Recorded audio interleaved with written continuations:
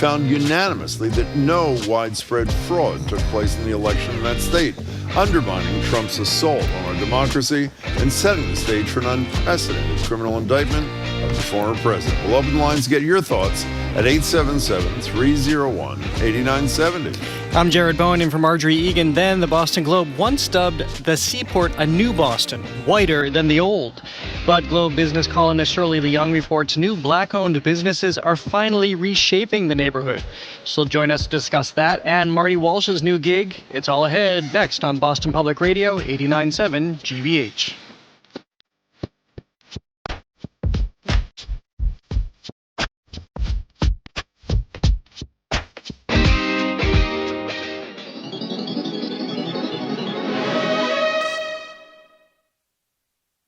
Live from NPR News in Washington, I'm Corva Coleman. 5 ex-Memphis police officers have pleaded not guilty to murder in the beating death last month of motorist Tyree Nichols. Tennessee Judge James Jones Jr. told the men their case is complex and will take time to move forward. Gentlemen, each of your attorneys have entered pleas of not guilty on your behalf. Understand that despite everyone's best effort, this case may take some time. Your attorneys are going to be receiving the discovery. Depending on how voluminous the discovery is, it may take some time for the state to collect it all, turn it over to your attorneys. Memphis officials have said at least 7 other members of the police department who were at the scene of the beating are being investigated. The officials say more criminal charges could come. House Minority Leader Hakeem Jeffries will lead a Democratic delegation to the southern U.S. border today. NPR's Windsor Johnston reports the visit comes a day after House Speaker Kevin McCarthy and other Republicans visited a stretch of the border in southeastern Arizona. Congressman Hakeem Jeffries and other House Democrats will make a stop in Laredo, Texas, to discuss the challenges and opportunities facing border communities. The lawmakers are also planning to tour the area and discuss Homeland Security operations. The back-to-back congressional delegations come as the two parties continue to spar over immigration and security at the southern border. During a trip to Arizona on Thursday, House Speaker Kevin McCarthy said securing the border needs to take place before lawmakers can move ahead with immigration reform.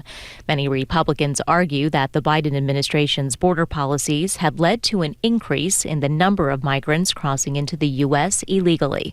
Windsor Johnston, NPR News. Up to 18 million people who are enrolled in Medicaid in the United States are at risk of losing their health care coverage beginning in April.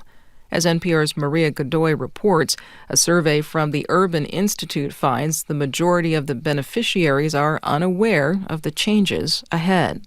Nearly 3 years ago, in response to the pandemic, the federal government passed provisions barring states from dropping people from their Medicaid rolls in exchange for extra funding for the program.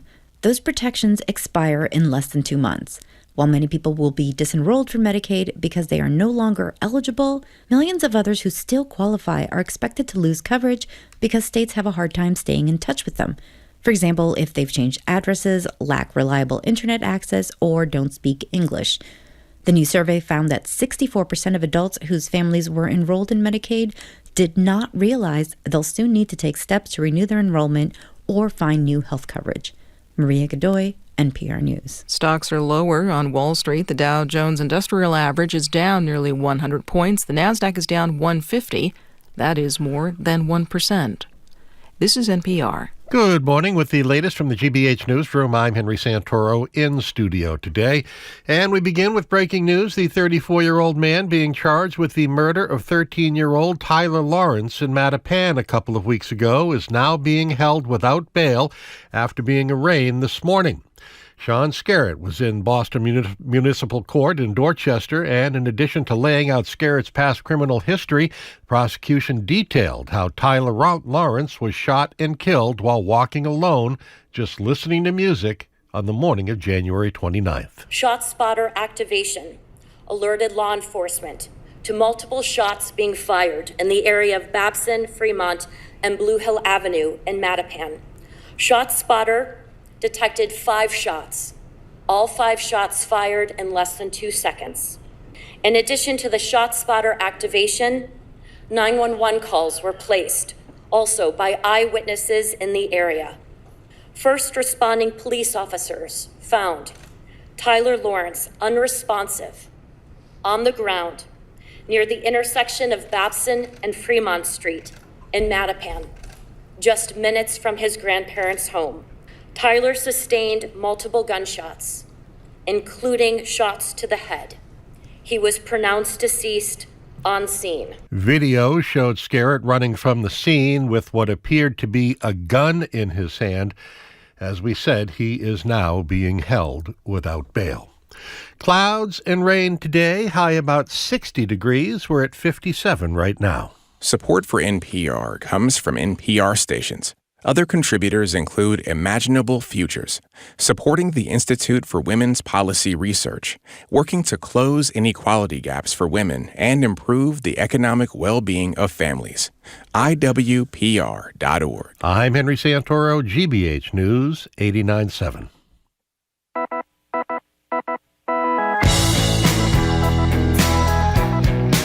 You're listening to Boston Public Radio live from the Boston Public Library. We're streaming on YouTube at the usual place and adding a new way to watch, facebook.com/GBH News. I am Jim Browdy. Margie's off today. She's back Monday. Hello, Jared Bowen. Good morning, Jim. By the way, you're the executive arts editor at GBH, in case you forgot. I was supposed to say That is true. Thank you. Now, I would also like to say up front, if people are wondering, one, if you're watching on one of those places or in the library, why has he been over? And for everybody, why is he sounding even more incoherent than usual? I ripped a muscle in my back, and I am on a drug that I think is intended as an elephant tranquilizer. Let me tell you, oh my God, it is unbelievable, but blissful nevertheless. How many colors are in the room right exactly. now? How many we fingers? Shall see. So I'll be leaving soon. So for the last 2 years, prosecutors in Georgia have been investigating whether then President Trump and his team interfered in the election there. Trump's people claimed fraud in a rigged election and pressured officials to find more votes. Well, a report from a grand jury in Georgia released yesterday found on a unanimous vote of that grand jury, quote, no widespread fraud took place in the Georgia 2020 presidential election that could result in overturning that election. So in doing that, the grand jury, this is me talking now, provides a clear and legal repudiation of Trump's attempt to undermine and overthrow our democracy. And it appears to me and Jared sets the stage for something unprecedented in our nation's history, the imminent criminal indictment of a former president. If you have thoughts, text phone 877-301-8970.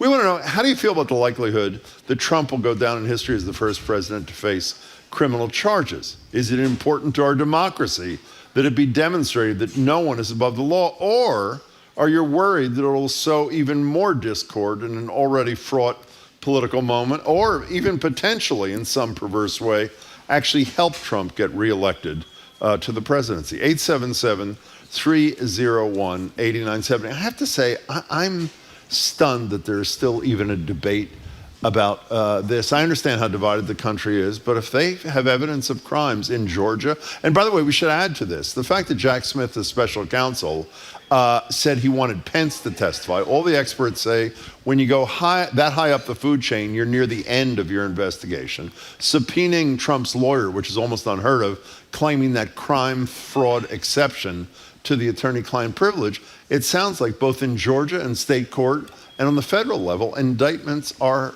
coming. Where are you on this? A careful and methodical, buckle up. This is going to be a very interesting 2023 because, of course, it takes us directly in the path of the election, and it is going to be political, whether they like it or not, even though this is independent. We had an independent grand jury in Atlanta who came to these conclusions about this case, but obviously this is going to be all fodder for the upcoming election. But I wonder how much, because we see the conversation somewhat shifting away from Donald Trump, and as more people get into this race, Nikki Haley obviously changes the conversation.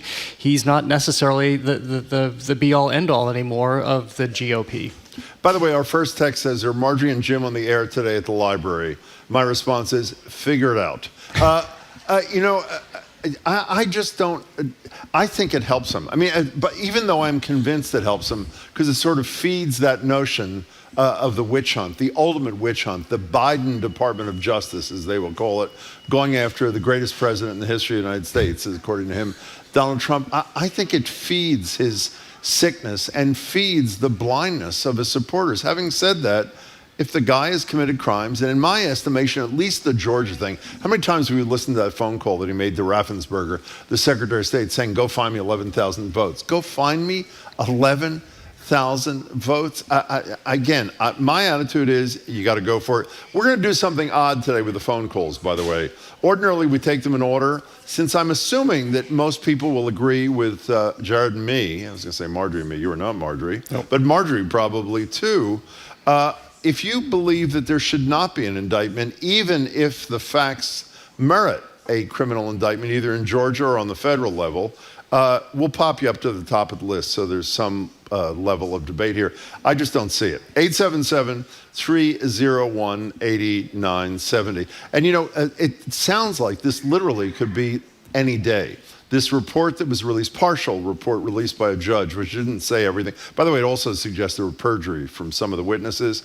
And the great Rudy Giuliani, America's mayor not too long ago, was identified as a target by the prosecutor there. So it's possible that he's going to be indicted down there too, along with Donald Trump. And if I can repeat myself from yesterday and the day before about this, without getting lost in the weeds, about seeking testimony from Donald Trump's lawyer, where ordinarily the attorney-client privilege would preempt that, they're claiming this crime fraud exception, meaning that the lawyer knowingly or unknowingly engaged in behavior in furtherance of a criminal act by his client.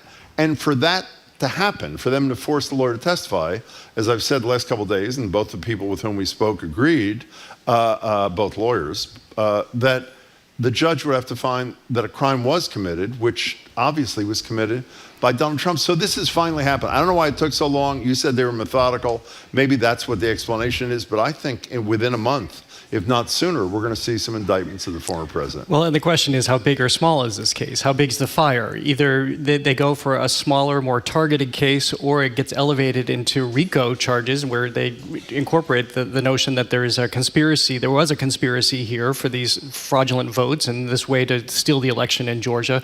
And how is he going to counter that? We'll see. And you talk about the supporters and does it help him? But my question is, what is the level of support that the man has at this point? We'll talk about Dominion later with Callie and what's come out about the Fox News hosts. And so he doesn't have Fox News in his pocket anymore. No, he doesn't. But to channel Marjorie Egan, I don't know with whom you and I were speaking yesterday, it's Chuck Todd. If everybody gets in the race, then they're going to divide 60 or 70% of the vote. And Donald Trump, whose people are as hardcore gets, is probably going to get 35% of the primary vote, be the nominee, and we'll have a guy who's going to be 80 running against the guy who is already 80 for the presidency. 877-301-8970. We both believe that criminal charges against Donald Trump are imminent. We want to know if you think that's a good way to go for this country.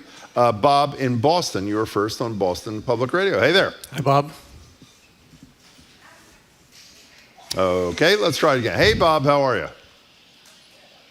Hello, Bob. Okay, thank you, Bob, for that call. It's a hell of a way to start the show. I always like starting the show with someone who's not speaking. It's almost like we called him. Do you know what I mean? It was like that. Right. Bob, you know that you dialed us. You know that's the way it works here. 877-301-8970. Amber in Worcester says, all I can say is, oh, please, lock him up. We have another texter here saying, failing to hold Trump accountable led to rise of people like Marjorie Taylor Greene. Not prosecuting him opens the doors to more methodical and potentially worse successors. That's obviously why this has to be done. Again, for people who speculate that this is political, this is independent. This is an independent review, and regardless of whether there's an election this year, and this will take us through 2023, and they say maybe even to 2024 with appeals, it has to happen. I couldn't agree more. 877-301-8970. Also, I think people know that while Jack Smith is the special counsel, what will make it political is regardless of what his recommendation is, he doesn't make the final decision. He makes a recommendation to Merrick Garland, who is Joe Biden's attorney general. So obviously the case is going to be made that Joe Biden's guy brought the charges. The most disturbing part to me, I'm not saying this for, to get clicks or whatever. Every time something horrible is about to happen to Trump, at least horrible if you are a normal person, I try to close my eyes and say, who is the Trump supporter who says, no more, I'm not going to do this? And I have to say, from reading about them, seeing them, finally starting to watch Fox News because Marjorie embarrassed me into doing it from time to time, I don't see who he sheds. It's almost like a badge of honor that this government decided, because they're scared of him, he would say, to prosecute him. Is that the same Bob, or is it? Yeah, it is the same Bob. Let's give him another try because we're in a generous mood. Bob from Fall River, this time, let's see if you can speak. Hi. Well, I can, but you said Bob from Boston the first time. I thought you had another Bob on the line. Well, Bob, I was just trying to see if you were paying attention. Obviously, you weren't. So, Bob, it's a pleasure to have you. Welcome. Good morning. I'm among those who believe that whatever the evidence support, proceed, regardless of the person involved. How about the consequence? In Florida. We have the most divided country probably in our lifetime. Maybe for some of us, Vietnam was like this. He brought it about. This maniac has been doing this since he was on The Apprentice. When he didn't win the Emmy, he accused the winner of having manipulated the ballots. He's going back years. This guy has the same game plan. He's always been extraordinarily base in whatever he does. You remember the time of the Central Park Five? I do indeed. He offered to lead the lynch mobs. He had full-page ads in the newspapers in New York offering to persecute these kids, none of whom were guilty, as it turns out later Well, not only were none of them guilty, you know that after it was clear that they hadn't done it, he refused, not surprisingly, to ever apologize or acknowledge his error in judgment. Bob, I'm glad you finally got through. Thank you for the call. 877-301-8897 is the number. I was just taking a moment in my head to think of just the optics of a former president being indicted. As we said, this is unprecedented in this country, and if we thought we were in a dark place now, look what we're facing. To just the imagery of seeing a president in court indicted. Some people use that argument, though, Jared, to say that's an argument for not doing it, but some wonderful columnists, the Washington Post, New York Times, and elsewhere, have retold the stories of presidents of other democracies who have been hauled into court and criminally prosecuted. And the country not only survived, but in some ways, at least in some cases, was stronger because it's the ultimate demonstration, as I said, that no person is above the law, including a foreign. By the way, Hosni Mubarak in his cage in court, basically. Remember that imagery? I do. You know that he can serve from jail, too. I don't know if people know this. We discussed this. That unless he is convicted of a crime like an attempt to overturn an election, and the likelihood of a conviction of anything, even if he's criminally charged now, by next November is very small. And that's the disqualifier under the 14th Amendment. None of these other charges are. So even if he's found guilty of, for example, of election tampering in Georgia, he's found guilty. We forgot Manhattan, by the way, the Manhattan DA looking into the hush payments to Stormy Daniels. Even if he's found guilty of that and goes to jail, he can run and serve as president of the United States from a jail cell. Where do you want to go next? Let's go to Marty in Brookline. Hi, Marty. Hey, Marty. Jim, it's Marty Rosenthal. Hey, Marty, how are you? Nice to talk to you. I'm hanging in there, almost 50 years as a lawyer. So, doing all right, thank you. Well, you better speak fast if that's the case, because the clock's running down, you know what I mean? No, I understand that. So, I'm more skeptical than everybody, and you know I've been involved in liberal, progressive stuff for that whole 50 years, and I think Trump was the worst president in history. I'm more skeptical about that one comment to the Georgia Secretary of State than most other people. Wait, what's the basis for, stay there, Marty, what's the basis for skepticism? We've all heard that tape. He asked the guy to find him 11,000 votes. Because it's this tricky issue of mens rea, guilty mind. I think a decent criminal defense lawyer could, on that one statement, make a reasonable doubt that he was saying, find me X number of fraudulent votes, phony votes, whatever. He could argue, I just want you to find me X number of legitimate votes that they didn't count. Well, I have to say, without any equivocation, you are a far better lawyer than I am. I think that is a settled question. I could not disagree more. I think the meaning was so incredibly clear. And now that this grand jury has determined unanimously that there was no evidence of fraud that Trump or his lawyers could hang their hat on. I hope you're wrong, Marty, and I tend to disagree. Marty, thanks for the call. Well, I was going to ask if Marty's still on the line. Isn't the assumption that that's just one little bit of evidence that we're aware of? We don't know what we don't know in this case, and there's so much more presumably we're about to be flooded with. That's absolutely right, and I hope that all the rest of it helps bolster what I'm arguing to be not true. But, all you need is one juror to say, That's true. I'm not exactly sure what he meant there. By the way, there's also the fake elector thing in Georgia, which is a whole other thing, which is likely could lead to... Absolutely, and by the way, I think there's ample grounds to indict him. I'm not saying there's no reason for a grand jury. I think he should stand trial for that comment, but I just don't think that one comment is a slam dunk. Marty, really good to talk to you. Thank you so much for your call. We appreciate it. 877-301-8970. All right, next on the line, let's go. Well, actually, Jim, people are taking you to task, by the way. Taking who to task? Taking you to task. Well, for taking elephant tranquilizers? What? Well, no, maybe that'll be your justification. Jim, how much will you bet at the casino about your prediction about the men who remain shameless? You don't know what's good for the country, Jim. You want benefits the Dems... Wait, I can't read this. You want what benefits the Dems' chance of retaining their hold on power? So people are...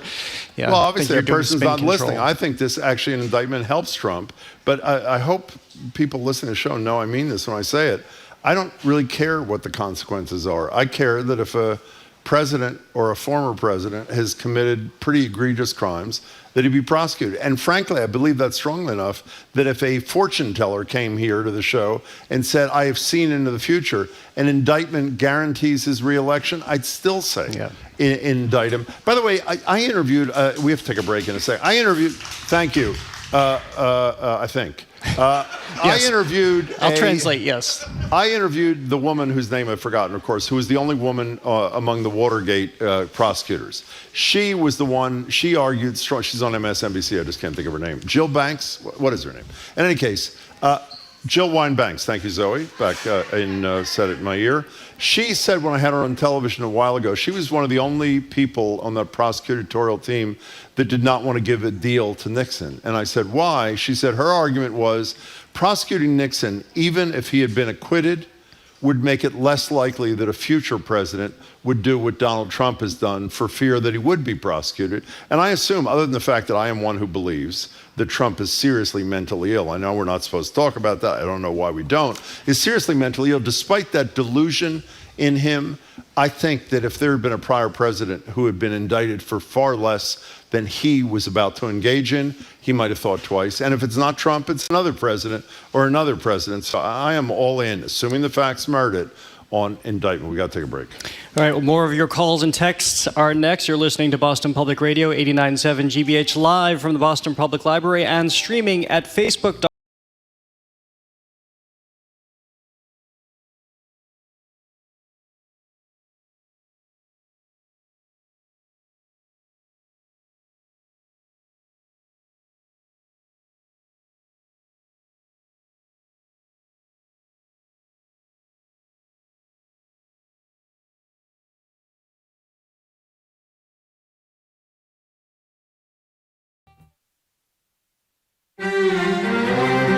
Canada has arguably the best women's soccer team on earth. They took gold at the Olympics, and the players are looking ahead to this summer's World Cup. But they've got far fewer resources than the Canadian men's team. It's pretty disgusting that we're having to ask just to be treated equally. The Canadian women's soccer team fighting on the field and off. Their story on the world. This afternoon at 3, here on GBH News 89.7. Support for our programs comes from you and Mass General Brigham Health Plan, a health plan connected to a world-leading healthcare system, committed to providing innovative plans, coverage, and a broad network of doctors. Learn more at massgeneralbrighamhealthplan.org. And Bridgewater State University. Parents, families, and supporters play a critical role in helping students navigate the college search process. You can find resources to help guide your student at the BSU Family Hub, bridgew.edu/family.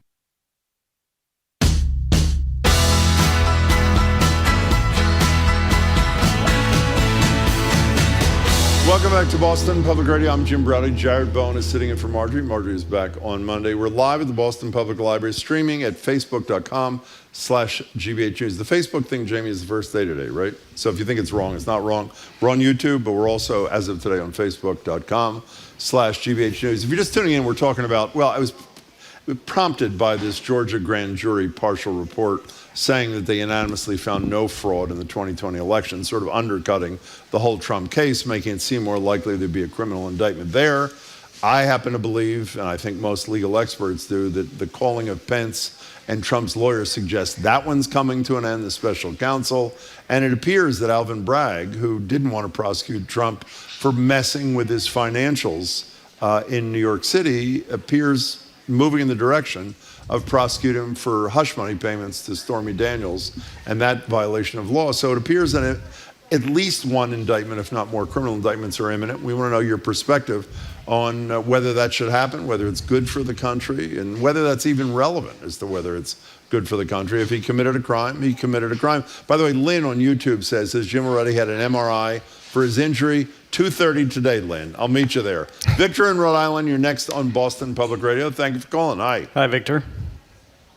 Hey, thanks, Jim. Hey, Jack. Hi. Basically, he's a self-serving president. He's not all like what we would expect our children to emulate. And just to roll back on a lot of policies has caused a long-lasting blow to our economy and our global warming. I mean, if you look outside today, all the rain has turned to ash because his policies, he rolled back on some of these companies, safety features, and we're dealing with his decisions well after his presidency. And, well, but those, Victor, I tend to agree with you, but those weren't crimes. They may be small c crimes, and despite those crimes, you know that 70-some million people chose him a second time, and luckily, Joe Biden, I think luckily for this country, Joe Biden was trusted more, but his political wrong-headedness is not what's on the table.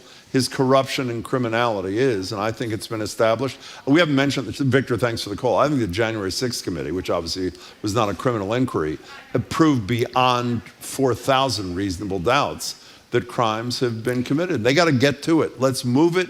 Let's do it. And we were talking about shedding supporters earlier, and I think if anything shed supporters most, it was the congressional hearings over the course of the summer where we saw a lot of people wake up. Not everyone, of course. He still has a constituency that you were talking about this morning or earlier just a few minutes ago that will be unmoved, but that's the case. I had mentioned earlier that we're probably about to get darker. I mean darker in the sense that we're about to hear, we'll probably see more protests, we'll hear dark conversation, but there are a lot of people who are texting right now saying that this is where the light comes, and arguably that is true because justice will be meted out here. But Donna watching on YouTube says, I've gotten my hopes up so many times, skeptical right now if anything meaningful will happen. Yeah, there's reason for skepticism, I think, but when you look at these prosecutors, I don't know much about Bragg except that he was very cautious, probably too cautious originally. This Jack Smith doesn't mess around, and the woman in Fulton County in Georgia seems to be really laser-like focused, and I have confidence in them. Here's Brett from Sherborne, Celebrity Apprentice, the Federal Penitentiary Edition. He can run his TV show from prison too, which he probably could and would. Chad from Lowell, you're on Boston Public Radio with Jared Bonham and Jim Browdy. Hey. Hi, Chad. Hey, guys. All right, so no, I don't think that Trump will get indicted or any charges whatsoever, but mostly because I don't think the court thinks they're going to be able to do it. I just don't think that the Supreme Court is able to do it. I don't think they believe they can. Wait. They can try, but the trial will not be in the Supreme Court. And by the way, on a lot of issues that matter, much to my surprise, the Supreme Court has actually, including the people he nominated, the three, Supreme Court's come down against him on virtually every election charge. The release of documents, where the only person who voted not to release them to the January 6th committee was I would argue in this particular case, the corrupt Clarence Thomas. So I'm not worried about the courts here like you are, Chad. You know this will be in a trial court anyway, and there's a real issue as to whether or not there are any appropriate issues to go to the Supreme Court. But is that what your concern is, that they overturn a conviction even if it happens? That is my concern, Yeah, and it's for various reasons, mostly outside. But I don't think they will go forward with it.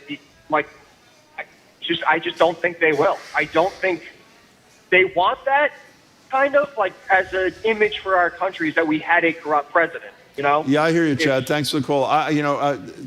The point that Jill Wine-Banks made that I mentioned a minute ago, that if you prosecute Nixon, it'll discourage others.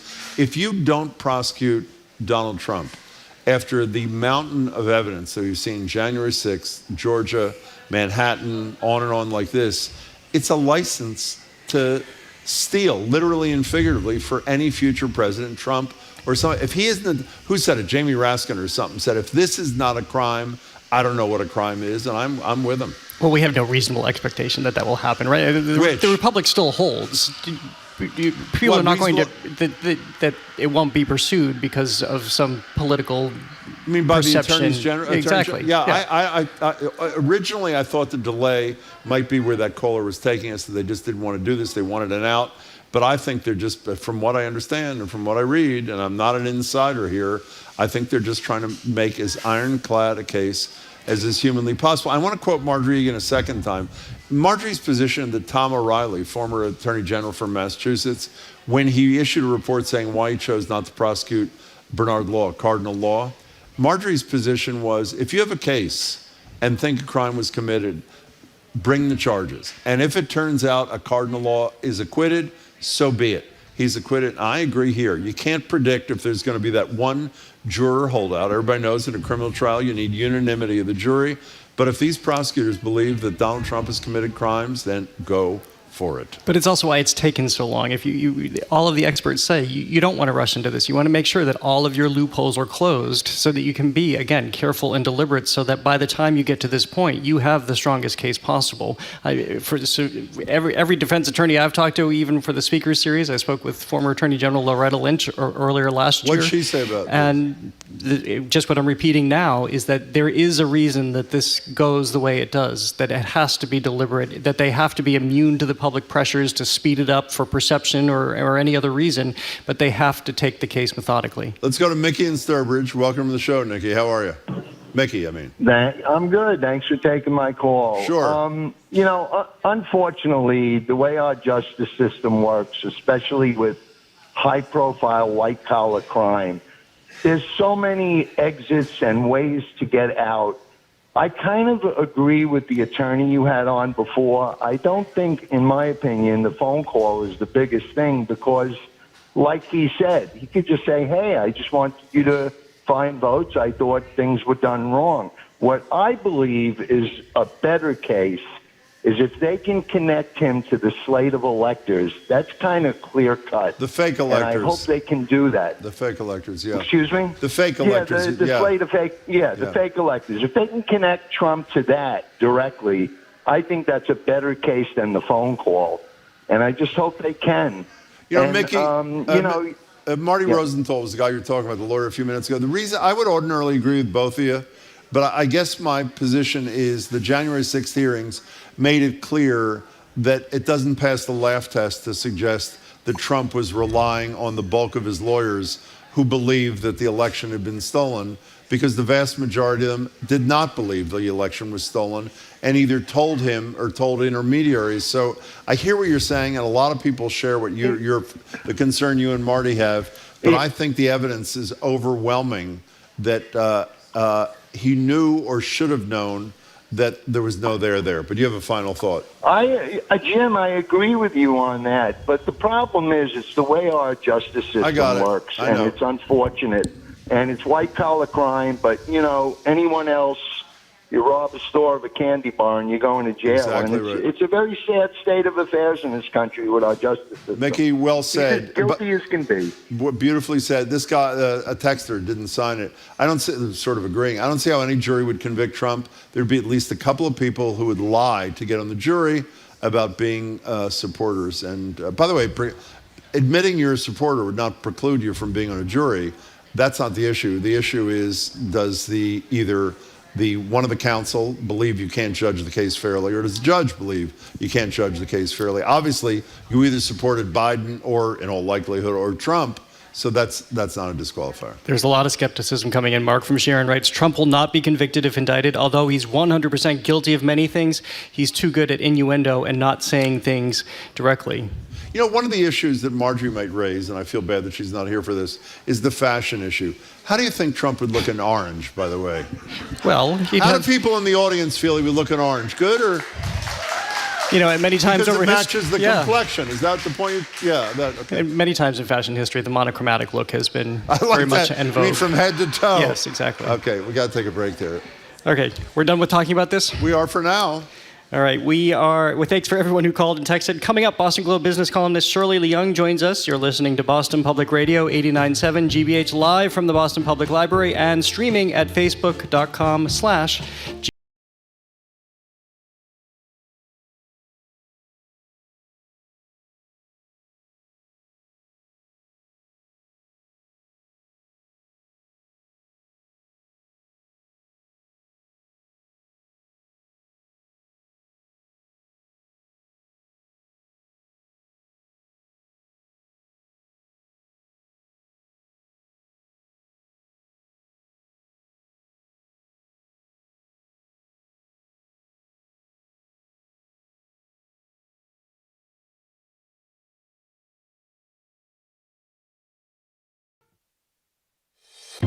They always want to promote the negative things that happen in our community. Right. But when the good things happen, there's no media.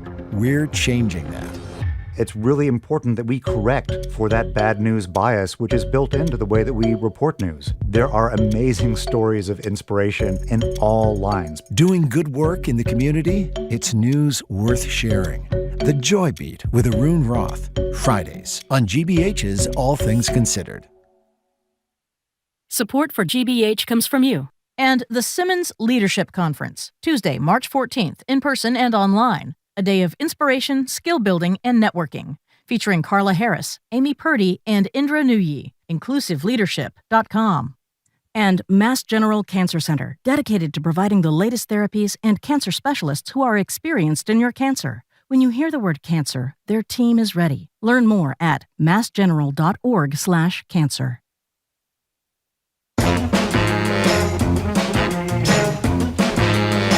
Welcome back to Boston Public Radio. Marjorie Egan is off today. She'll be back on Monday. Jared Bowen is sitting in. I'm Jim Browdy. We're live at the Boston Public Library and streaming for the first time, actually, at facebook.com/GBH News. The Boston Globe once dubbed the Seaport a brand new Boston, even whiter than the old Boston. But Globe business columnist Shirley Leung reports that might be changing as new black-owned businesses reshape the district. That may be an overstatement, but at least open to the district. She joins us now on Zoom. Hey there, Shirley. Hi, Jared. Hi, Jim. Hey there. Hi, Shirley. Let's start off by talking about the Seaport, and we all know how the reputation that neighborhood has as being whiter than white, and few mortgages could, due to as we saw in the Globe's own reporting, were given out to people of color, and people of color haven't felt comfortable there.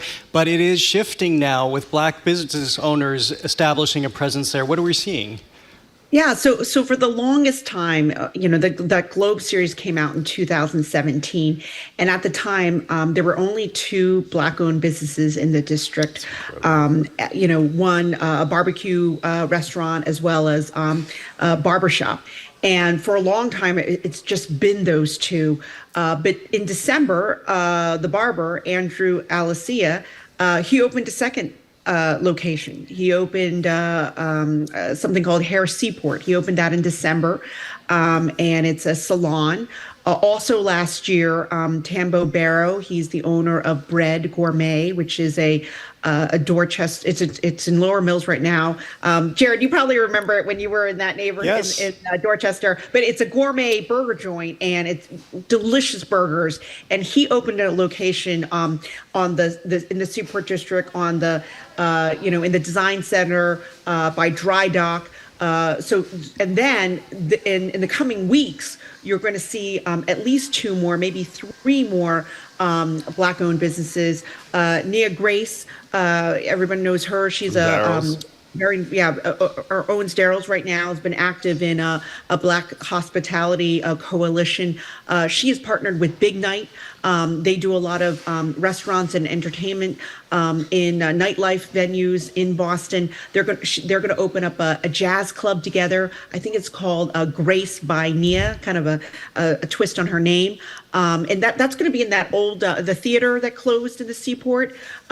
So that'll be a nice space. And then also Gavin Mosley, he was born and raised in Boston, moved to New York to study hospitality at Cornell, never left, but opened 5 bars in New York, and he's opening a speakeasy bar in the Seaport. So when you see it, you think you'll be buying some tacos, right? You think it's a taqueria, but then you go through the freezer in the back, and then there'll be a bar in the back. And he has this concept in New York right now, and he's bringing it to Boston. And there's one more place. Do you guys know Chef O, Orley Roberts? No. He has a restaurant called Zaz, I think, in Hyde Park. He also is now running the cafe in City Hall right now, and so he's going to have a bar, a little bar opening up in the Seaport as well. You know, when you met, have either of you ever been to a speakeasy in Boston? I didn't even know there was a speakeasy in Boston until I went to one about 2 weeks ago, where you literally go down like a rat-infested alley. There's no sign on the door. It's like in the movies. It was fabulous, by the way. There was the shoe store one that I went into once. You thought it was a shoe store? Right. Yeah. That's right. That's right. They're big, the speakeasy and this jazz club, it's really kind of a modern day supper club. Those two concepts, the speakeasy and supper club, very popular in a place like Vegas. And so we're getting a little Vegas. For those of you who've been to Vegas recently, you'll see the hot trend is the supper clubs, and where they have live music and you have a really nice meal. And then the speakeasies are all over the place. I mean, they're almost like they're open secrets now, the speakeasies. Which makes it would make them less attractive. But I had never been to one, and it was extraordinarily great. Before we leave this topic, though, are the other demographic things like Jared touched upon when the Globe series came out, I think in 2017, about that 7-part series that I think people remember quite well, including that survey that said blacks across America consider Boston the least welcoming city in the United States. That was also the report that had the Federal Reserve thing on wealth of white families versus black families versus Dominican families, Puerto Rican families, etc. Is there any evidence those demographics are changing, or is the feeling that this is a trickle-down kind of thing? If maybe businesses first and then a more diverse population, or what's the deal? Jim, it's funny you should ask that question. It's the next column. Right? Because we were just discussing this at the Globe, because that mention of a very white seaport, I just picked off businesses and made us wonder about are there more black homeowners in the Seaport? So there will be a part 2 to that. Excellent. To that piece. But Shirley, to go back to the businesses, when we read those reports a number of years ago, the barrier to entry there was so profound. People. They're essentially turned away, and people who were kind of able to establish a presence there ultimately left because they felt so uncomfortable. So what has changed that these black-owned business owners feel comfortable being there, and frankly had the means to get there when it was precluded before? I mean, two things. I mean, a lot of these, new tenants, black tenants, are on property. Retail property that's operated by WS. They're a big developer. And I think they're being more open-minded and more intentional and working more closely with black tenants who want to be there. Wait a second, weren't you trashing the same company for not being... Right. I did, and I don't know if they've learned their lessons from because I wrote a story 2 years ago about a black tenant who had a terrible experience. Right, with them, yeah. I mean, what we don't know is how many black tenants or how many black-owned businesses want to be in the Seaport versus how many actually made it. Right. We know that there's an increase, but we don't know how many. Right. How many didn't make it. And so, I'm starting to hear there are other black-owned businesses who've been trying to get in and it hasn't worked out. Because that story stirred up, other people stepping forward. And so it seems like, the Seaport's a big place. And yes, WS has a lot of property, but I'm curious to see what's been the experience of black-owned businesses trying to get into other parts of the Seaport. Okay, so you were right in the smack dab in the middle of Galentine's Day, a huge, first-of-a-kind event that seemed pretty impressive. Tell us about it. Yeah, so Valentine's Day is this made up, I guess it's the made up holiday. And actually, Amy Poehler, when she was on Parks and Recreation, she came up with this. Her character came up with this idea of women should celebrate February 13th, right? The day before Valentine's Day. And Senate President Kara Spilka, said, yeah, she's right. Amy Poehler, who's a Burlington native, by the way, she's right. And right now, in this moment, there's so many women in power. The governor is a woman. The Boston mayor is a woman. When you look at the constitutional offices, lieutenant governor is a woman. Attorney general, we have the so Globe, GBH, both right, Globe, GBH, right. You could extend it to media, to business, to civic leaders. So she hatched this idea just a month ago. I mean, credit to her staff for pulling this off. But she's like, let's do this. And she saw it as kind of a counterweight to St. Patrick's Day. St. Patrick's Day, it's long. There's all these men who have been running it. And so what can the women do? Actually, there's a woman in the studio who ran it one year. Here, do you know who that woman might be? Was it Linda Dorsina? She looks Forey? exactly like Linda Dorsina Forey. Can you raise your hand, Linda? Hi, Linda. Anyways, so it was a great event. Or talk about coincidences. Go ahead. Yeah. So it was a great event. Actually, I don't know if Linda was there, but she was definitely mentioned on stage. The former state senator. It was a great event. There was like more than 100 women. We were at City Winery. It was supposed to be fun and serious. Actually, Amy Poehler sent in a video congratulating Spilka, Healy, everyone for gathering. Elizabeth Warren, the senior state senator, sent in a video, as did Lori Trahan and Lori Trahan, Catherine Clark. Ayanna Pressley was there. By the way, Marjorie was invited and didn't go. I just want to say for the record. She was, honest to God. By the way, the thing I was interested in that was not in the Globe piece, did people toast the Senate president for having gotten rid of term limits on Senate presidents at the event, or they decided... We did not talk about that. We did Okay. not talk about that event. But okay, fine. One more thing can I mention? Sure. Which was fun. So I Jim is very unfiltered, even more unfiltered today because of his circumstances. Go ahead. But I emceed the event, and so my first panel was, Governor Wu, Governor Healy, Mayor Wu, President Spilka, and we had her staff, Spilka's staff, had this idea. What if we had a Senate president from 100 years ago or 150 years ago stumble onto this scene? Room full of women. The governor's a woman. The mayor's Boston is a woman. The Senate president is a woman. And so they had State Senator Julian Sear come on, and he was in full costume. He was 1848. He played the Senate president, and he was asking, "What is going on here?" And it was really fun. I'm a little worried about next year. I mean, this was the inaugural year, because how could you top? How are you going to outdo yourselves next year? But it was a really fun event to see all these women together and have a good time and celebrate each other. We also, the former governor Jane Swift. Yeah, I read. And also, it was a really who's who. When I walked, when I was kind of working the crowd, I mean, immediately I ran into the Massport CEO, Lisa Wieland, the Vertex CEO. Are you going to name all 100 people who are at this damn thing, or what?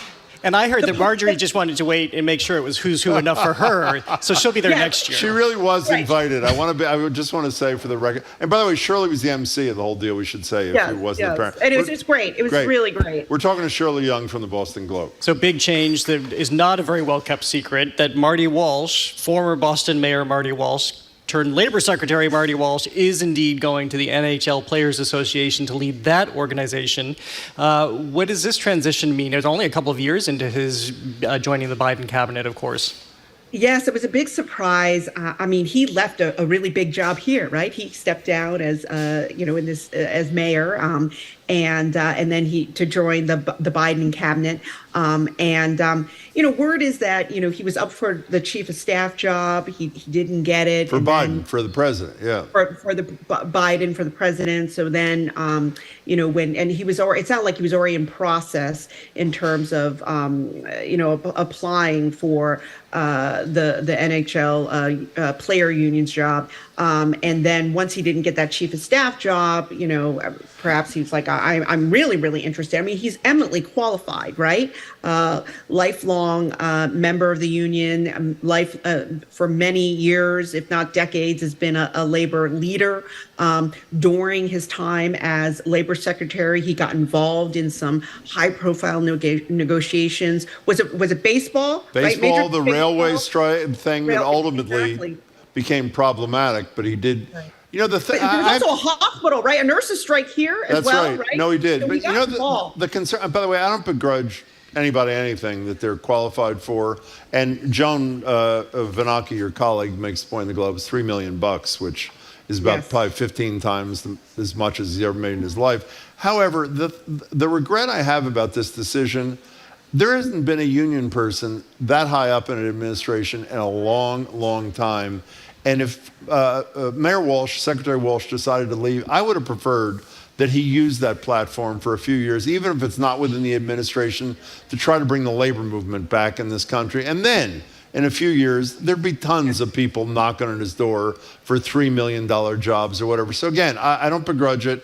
He loves hockey. It's a great job, and I know he's worked really hard. I just think on the national scene, he could have done a lot more using his history and the work that he's done in the Biden administration to bring health back to a labor movement that seems to be ready to be brought back. Having said that, he is about to take that job. We hope to have him on in the next couple of weeks. By the way, we will let you know. We've spoken to him, and we hope we'll have him here quickly. We're talking to Shirley. I'm sorry. I agree with that, Jim. I mean, I think a lot of people would have, a lot of people in labor would have liked to see him there a little bit longer to make an impact. But the other thing I thought immediately was, people are always talking about what's his political future, right? And I wondered, in taking a job like this, going to the NHL Players Union, does that mean he shut the door on running for office again? Is that it for him? Because he's getting out of the kind of a really high profile. Yeah, well, I would say he's not old, but that next generation, younger. And we couldn't say this a number of years ago, of politicians in this city is exploding with a huge amount of talent and profile. So I think that next generation is where our next generation of leaders are probably going to come from. We're talking to Shirley Young from the Boston Globe. Shirley, moving to the medical side of business things for a moment, something I know a lot about, unfortunately, which is Alzheimer's. And 4 years ago, if you were looking at Alzheimer's, it was a very grim prospect in terms of research and drugs and treatment. There was nothing that was proving effective. Nothing had proved effective for decades. The future looked very bleak. But all of a sudden, despite what happened last year with that drug that ended up being so costly and very damaging to patients in many cases, there is a new drug for Alzheimer's. It's not the be-all, end-all. It's not a cure. It can't even beat it back to a significant way, but it seems to be a key into something much bigger in terms of research happening right here with Biogen in Cambridge. Right. This is a story that my colleague Ryan Cross wrote about Alzheimer's. I mean, I learned so much about, the research and the drug development. I guess researchers often call this field. They often call Alzheimer's the graveyard of drug development. It's just they're always the losing team if you're trying to find a cure for Alzheimer's. And they see this drug, I think it's called Leqembi, which got fast-tracked FDA approval. It's different because I think a lot of the other efforts have been looking for the cure, right, for Alzheimer's. And this one slows the progression of the disease and, slows the kind of cognitive impact. And it kind of opens, and people see it as almost a turning point in Alzheimer's drug development because it opens the door for all kinds of drugs that can just slow the progression, and that is seen as a win versus curing Alzheimer's. And so a lot of the researchers that he interviewed and executives said this opens the door for Alzheimer's drug development to be more similar to cancer immunotherapies. You don't have to cure cancer, but if you can slow it significantly, that's a huge win. Would agree. So, Shirley, before you go, the city has weighed in, or at least put out the new rules for dining outside. There's a little bit of a smackdown yet again in the North End because the new regulations, I don't know if that's proper terminology, new rules don't allow for tables to be set up in the streets, only on sidewalks and only certain sidewalks, depending on width and that kind of thing. Is that latter thing a bow to the residents of the North End who are upset? Because, my attitude on this is, and it may be uninformed, it's purely as a diner and somebody who loves eating outside, open everything. Close Hanover Street as far as I'm concerned. Where does this come from in the Wu administration, do you think? Mayor Wu has said all along that, the restrictions last year was fees, right? Hefty fees to limit the number of North End restaurants setting up outdoor seating and patios. The fees are a lot lower this year, we should have said. A lot lower, yeah. But the restrictions are higher, yes, right? They are. There's not it's just limited to the sidewalk, and in the North End because it's so tight. The sidewalks are so narrow that that's why they were on the streets last year. So yes, this is definitely a nod to the residents, a win for residents. They didn't like the noise, they didn't like the trash, they didn't like all the outdoor dining out there, and so she's once again sided with the residents. And many of us have pointed out in the media, why is she siding with the residents? Well, those are the people who are voting. Those are her constituents. Those are the voters. And so she is siding with her voters and the people who supported her. And you're already starting to see, last year some North End restaurateurs got really mad about the fees. They sued her. Right? And this year, I was looking at some of the one person, a restaurateur who was quoted in our story this morning. I was like, oh, wasn't he in her press release last year supporting Wu? And indeed he was. So he flipped. And so I think there'll be a lot of it'll be interesting to see how this plays out this year. In terms of the restaurants around the other parts of the city, I think they're happy with the rules. It seems like they're more streamlined, they're more clearer. But the North End, the idea of putting restaurants on streets and that was a pandemic era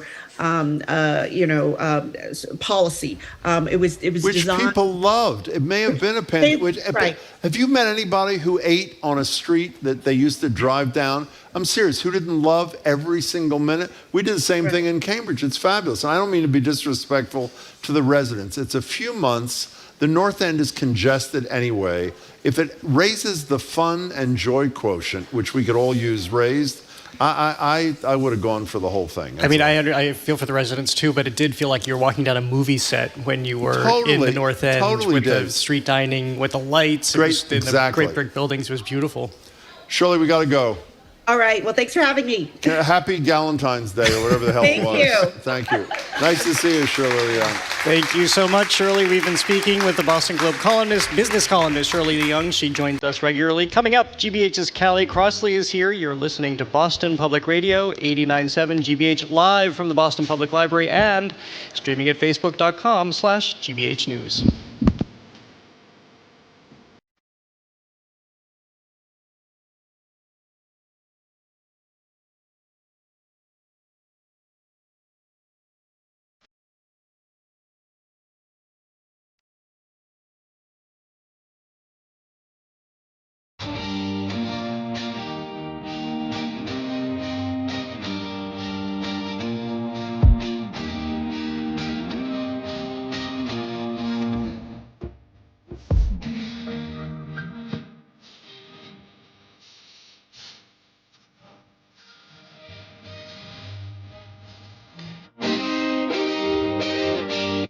You're listening to Boston Public Radio with Jim Browdy and Marjorie Egan. Just ahead, more smart conversation about what's going on in our community. That's right after an NPR news break, here on GBH News 89.7.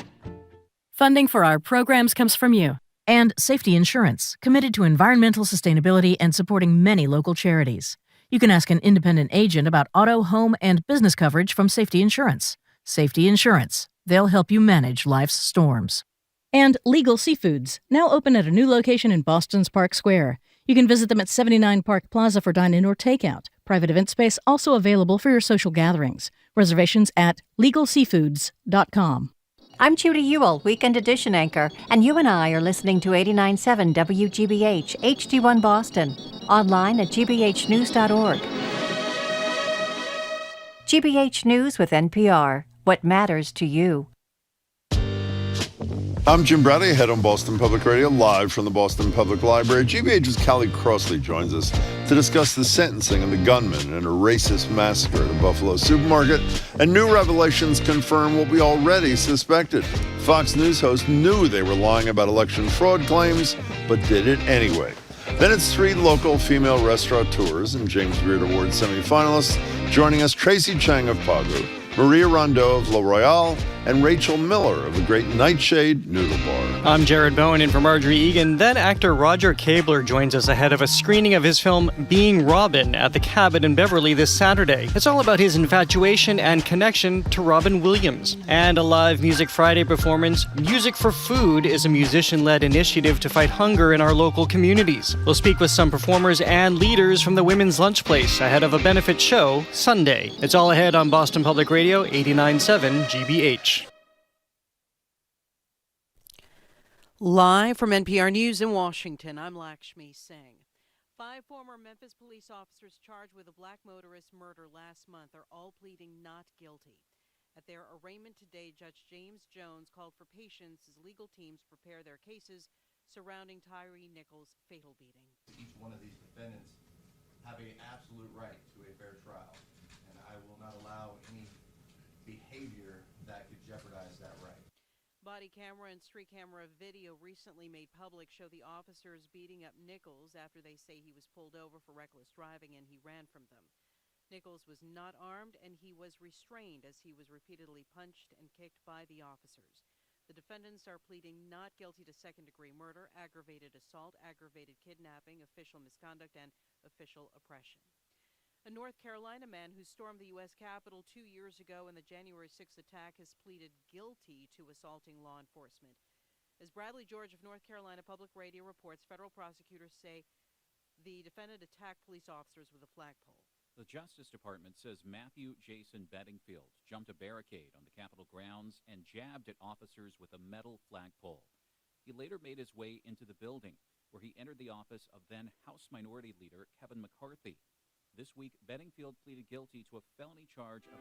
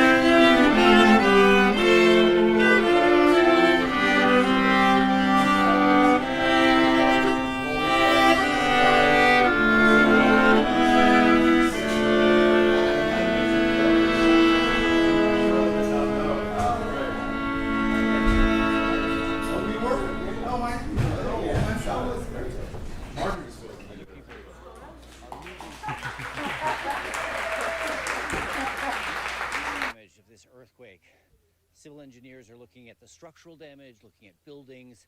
Some of the teachers are going, asking people how many belongings they lost, what the actual damage was that individual families have occurred in this massive disaster. NPR's Jason Beaubien reporting. At last check on Wall Street, the Dow Jones Industrial Average was down 43 points. The S&P was down 32, and the Nasdaq is off 144. It's NPR News. Good afternoon from the GBH Radio Newsroom in Boston. I'm Henry Santoro.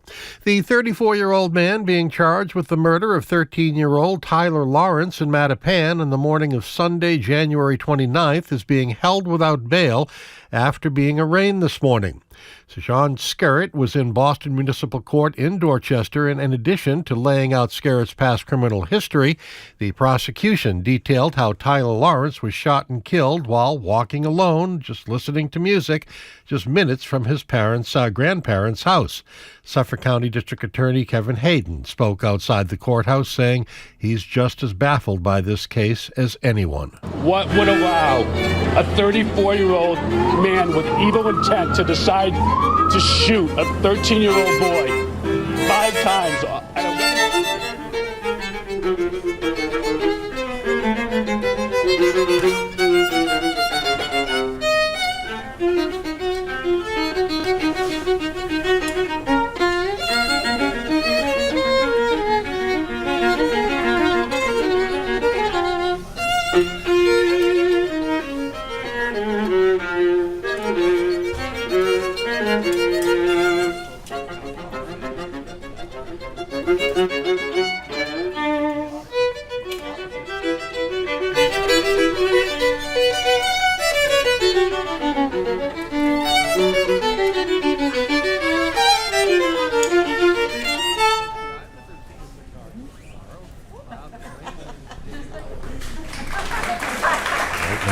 Support for NPR comes from NPR stations. Other contributors include the Walton Family Foundation, working to solve social and environmental problems to improve lives today and benefit future generations.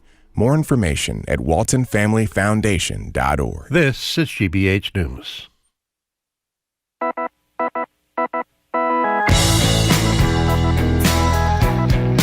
Welcome back to the second hour of Boston Public Radio. I am Jim Browdy. Marjorie Egan has a day off. She will be back tomorrow. We're live at the Boston Public Library. And by the way, we just heard Music for Food rehearse. They're going to be playing in about an hour. As always, if you want a lift on a Friday afternoon, come down and hear these people play. We're streaming at facebook.com/GBH News. We're joined now by GBH's Callie Crossley. She's the host of Under the Radar with Callie Crossley. You can catch that Sunday nights right here at 89.7 at 6. Also the host of Basic Black. That airs Friday at 7:30. You can also hear Callie commentaries on Monday for GBH's Morning Edition. And she was at that Galentine's Day event the other day about which we were just speaking. Hello, Callie Crossley. Hey, J&J. Hi. By the way, before we start, you know what I meant to say to you? We have probably gotten more feedback on your singing last week, honest to God, than anything we have done. All of it wildly positive. It was beautiful and great. What are you singing today? Nothing. Okay, fine. So it was great. Kelly, before I begin with my first question, is there anything you'd like me to do for you? Is there any task that you would like me to complete for you? What, in honor of Valentine's Day or just in general? Why might I be asking that? What happened in the office yesterday? Oh, right. Well, I thought I was being, transparent. I said to Jared, I looked around in the newsroom, I didn't see anybody except him male, and I said, I really have a sexist task I'd like you to do. I need you to do. He corrected me, and he said, oh, great. I said, could you go get those papers and move them over here? No. It was not, could you go? I need you to go get those papers. So did you do it? I did it. Okay, of course. Yeah. Callie gets action. Yeah, she does. Right. Well, that was a lighthearted beginning to something where we have a dark transition now. It was a tough day on Wednesday in New York when the 19-year-old white man who killed 10 people in Buffalo in that supermarket last year was in court apologizing. We saw the nephew of one of the victims have an outburst, which I think we can all understand. The judge seemed to understand as well because there were no charges brought against him. But it was such a charged day for what that man did to that community. What did you see happen there? The first thing that came to mind was, I don't know if you remember the victim statements during the Nassar hearings. That was the gymnast who were assaulted. one of the fathers came for him, and same situation, and the judge had to put it, stop it. But everybody obviously understood what that pain was. So I saw just the pain of that community. I mean, you don't lose somebody and then, a few months later it goes away. And then the horror of it, in reading over the story about this guy apologizing, it doesn't take away from the one young man who was saying that he was shot in the leg, so he survived. So now he has survivor's guilt and PTSD because he can't get out of his mind what he saw as he managed to live while others around him did not. He was just in a pool of blood. I mean, it's just terrific. It really is. I got to tell you, I would like to think the guy is sincere, but I don't know. I don't even care, frankly, if he's sincere at this stage. I mean, the thing that I thought was interesting, and I haven't done any research to see if there's a trend, but what's significant to me about this case is the guy's not getting the death penalty. Yes. He's getting life in prison without parole. He has federal hate crime charges pending against him. His lawyers have said publicly, if the feds agreed to take the death penalty off the table, he'd plead guilty to all those charges. I am not only against the death penalty for all the reasons that sane people are against the death penalty. The other reason I'm against the death penalty is I actually believe in punishment. And I have never heard an argument that would convince me that being put to death is more painful than being 19 years old, whether you're Jahar Tsarnaev in the Supermax in Colorado or this Buffalo punk. To know that at 19, if I live to 80, the next 61 years of my life are going to be spent in a cell, and probably miserably, because I assume he's going to be a target. I don't want him, something like that to happen, but he's going to live in fear. But I was talking to Jared before. It seems to me that even though the Biden administration is against the death penalty, and there was just a case the other day, the first one under his administration where they're seeking the death penalty, we seem to be moving in the direction of every other democracy in the world, and generally opting for life in prison without parole in most of these cases. And it's taken us a long time. Remember, there was that short span in California where they dropped it, and I do. Illinois too did exactly, that. Yeah. So we've been doing the ping pong thing with the death penalty for a long time, but I agree with you. It was interesting that a number of the people who spoke, the victims, said they did not want him That's a good point. have the death penalty. They wanted him to live every day and think about it. I mentioned Tsarnaev, I should say. Obviously, there's a death penalty issue now, and that's being, and it's an odd situation because, again, the Biden administration is against the death penalty, yet in this case, the Department of Justice is seeking the death penalty in terms of Tsarnaev's crime. The last thing I just want to say is I am amazed at the grace that people show when someone they love is taken away with this grotesque violence. I mean, I listened to so many of those victims' impact statements when I got home that night, and it's amazing. I don't know. I would not be able to do that. So I am amazed as well. Though a few people said, listen, I can't go there. I wish I could elevate myself to the point that some of my fellow sufferers are, but it's just too hard for me, and I'm not going to be able to get over it or forgive you or move to a different space. All the psychologists say that if you hold on to the anger, that it hurts you more than it, but as a person that struggles around that, that would be very difficult for me. We're talking to Kelly Crossley. So Kelly, let's move on to other people in the media. And this is very interesting, although I think not utterly surprising. We've learned a lot about Fox News and its so-called stars. They are stars. They're the huge personalities in this defamation suit against Fox brought by Dominion Voter Systems in the libel claims that they have. So we now understand, in trying to understand what messages were fabricated by the Fox News talent. What were they doing, but what were they thinking? Well, we've been talking about this and people have suspected it, but this is on the record now. So we have all of the stars, the Tucker Carlsons, the Sean Hannitys, and the Laura Ingrams, saying on the night of the election that they understood that Biden had won, and they were actually making fun of the Sidney Powells and the Rudy Giulianis who were there to say, no, he didn't win. It was stolen from him, and it's really Trump is the real winner. They're making fun of him. They're calling them names. They're saying Sidney Powell is lying, by the way. This is Tucker Carlson writing. So then to allow these people to put out what they know is a lie and not to discredit that is 5-6 times to me more horrible, because many of us have suspected this. We've had this conversation here that this is what's going on, that they know better, and yet they let it go on. And so Dominion, of course, is fighting for its credibility, saying, look, don't say that we lied and we doctored the machines to make it possible that there would be fraud so that Trump could not win. That did not happen. And they're using these messages back and forth as evidence. Well, that in every sense that this is theater. Yeah. That they know they have a part to play, Yeah. they have lines to read, and there are tickets, essentially, they're trying to sell, because there's money at stake here. Big money. For Fox News Corporation. Well, what got me was that some of them were saying, for us to say anything other than the truth would be against the brand. Again, we want to hold the brand up, and the poor people that watch, they believe this. Oh well, but we want them to continue to believe it. And by the way, then later on, much later on, as we know, when Sidney Powell was in court, what did she say? What did her lawyer say? You'd have to be stupid to or believe her. to believe this that. is a disbarment proceeding in some state. That was the defense by her lawyer, is nobody believes what this woman says. You know what's interesting about this? Several things to me. Is one is really hard to prove defamation cases, particularly against media. You got to show either actual malice, you knew that something was wrong, and intent, or at least recklessly negligent. They've made the case here without a shadow of a doubt. And the analogy I made when Jared and I started the show today talking about Trump and possible imminent indictments, and my thesis is that not only should you do it if the facts merit indictments, but that it's not going to cost him one supporter. Is a Fox viewer who nodded his or her head for a year saying, yeah, Tucker, yeah, Laura, yeah, whoever the other one is, Sean, you tell it, this election was stolen. When they hear, even if they're not reading the New York Times, but they catch a snippet. Well, that's what Marjorie would say. I refuse to believe that they're in such a cocoon that they don't hear it somewhere. So let's assume that, but for argument's sake, let's assume one does hear. And the conclusion you reach inescapably, I was lied to by the people I swear by, Tucker Carlson, and I used to work with Laura Ingraham, et cetera.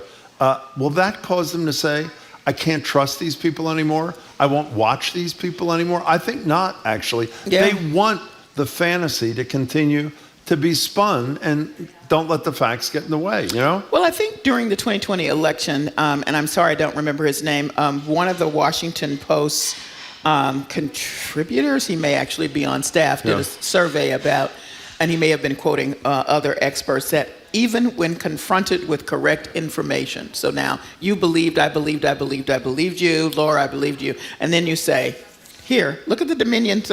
People say, I, that's not true. Or it drives you even more in the direction, I'd forgotten about that, Yes. of the people who are lying to you because they don't want to be countered. That's the bad news. Here's the good news from my perspective. If Dominion wins this case, was it $1.5 billion they're looking for? Whatever. Yeah, 1.6, I think. It seems to me that if they happen to win this case, even if they don't put Fox News out of business, it's going to have a chilling effect on deceit and lying, at least on the margins, for other Fox News-like entities, maybe smaller ones, which worry that that's a premature applause. We don't know if it's going to happen yet. Yeah. You don't think it'll have a chilling effect on these people? I don't know, because the argument that Fox is making is really actually not to, we lied and we know we lied and you caught us. It's, you have valued your company higher than it should be, so it's not worth $1.6 million. So I'm thinking to myself, as crazy as this world is now, if they win on that, which, then does it have a chilling effect? Because once again, it doesn't matter that we made it up and you believed us. One last thing about, you're not supposed to say this kind of thing when you're on a responsible radio station, but I'll say it. How dumb are these people? I'm watching this morning on Twitter. Which people? The viewers who buy this crap. I'm watching, I'm looking on my Twitter account today in anticipation of doing this. There's Gretchen Whitmer, who's the governor of Michigan. And she is, I think, testifying in front of, or speaking in front of legislators or something. And she said something with which I am in total agreement. Enough with thoughts and prayers. Let's do something this time. And she gets raucous applause. And after the video of her plays, you go back to Tucker Carlson, who interprets disingenuously, he's not a dope. When she said no more thoughts and prayers, she was arguing that prayer should be outlawed in this country. And are there dopes sitting at home who are nodding, yes, she is?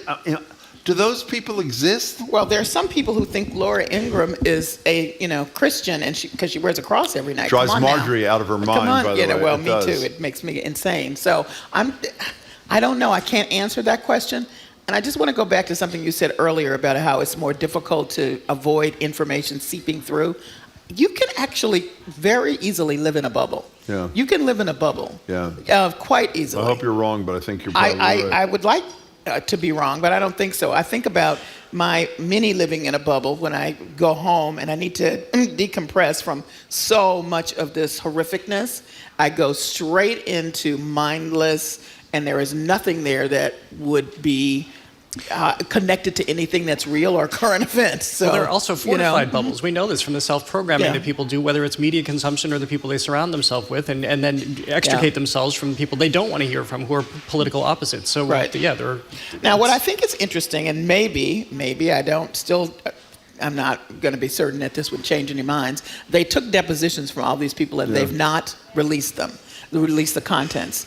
So I'd be very curious to know what was said. Similar to when Woodward taped President Trump and everybody said he couldn't have said that. Here it is on the tape. And Trump knew he was being taped, which is more incredible. So I don't know. It'll be interesting. Speaking from of their how own, dumb can they get, by the way. their own lips. I would be very interested to understand what's in those depositions. We're going to follow this Dominion thing, and again, it's got a long way to go, but it seems to me they have a pretty solid case. Talking to Callie Crossley. Well, it sounds like Fox needs Chelsea Handler on the case because she knows exactly how to play them, which is what she did this week, simply by talking about how she enjoyed not having children in her life and the free time and enjoyment that has given her. I love this story.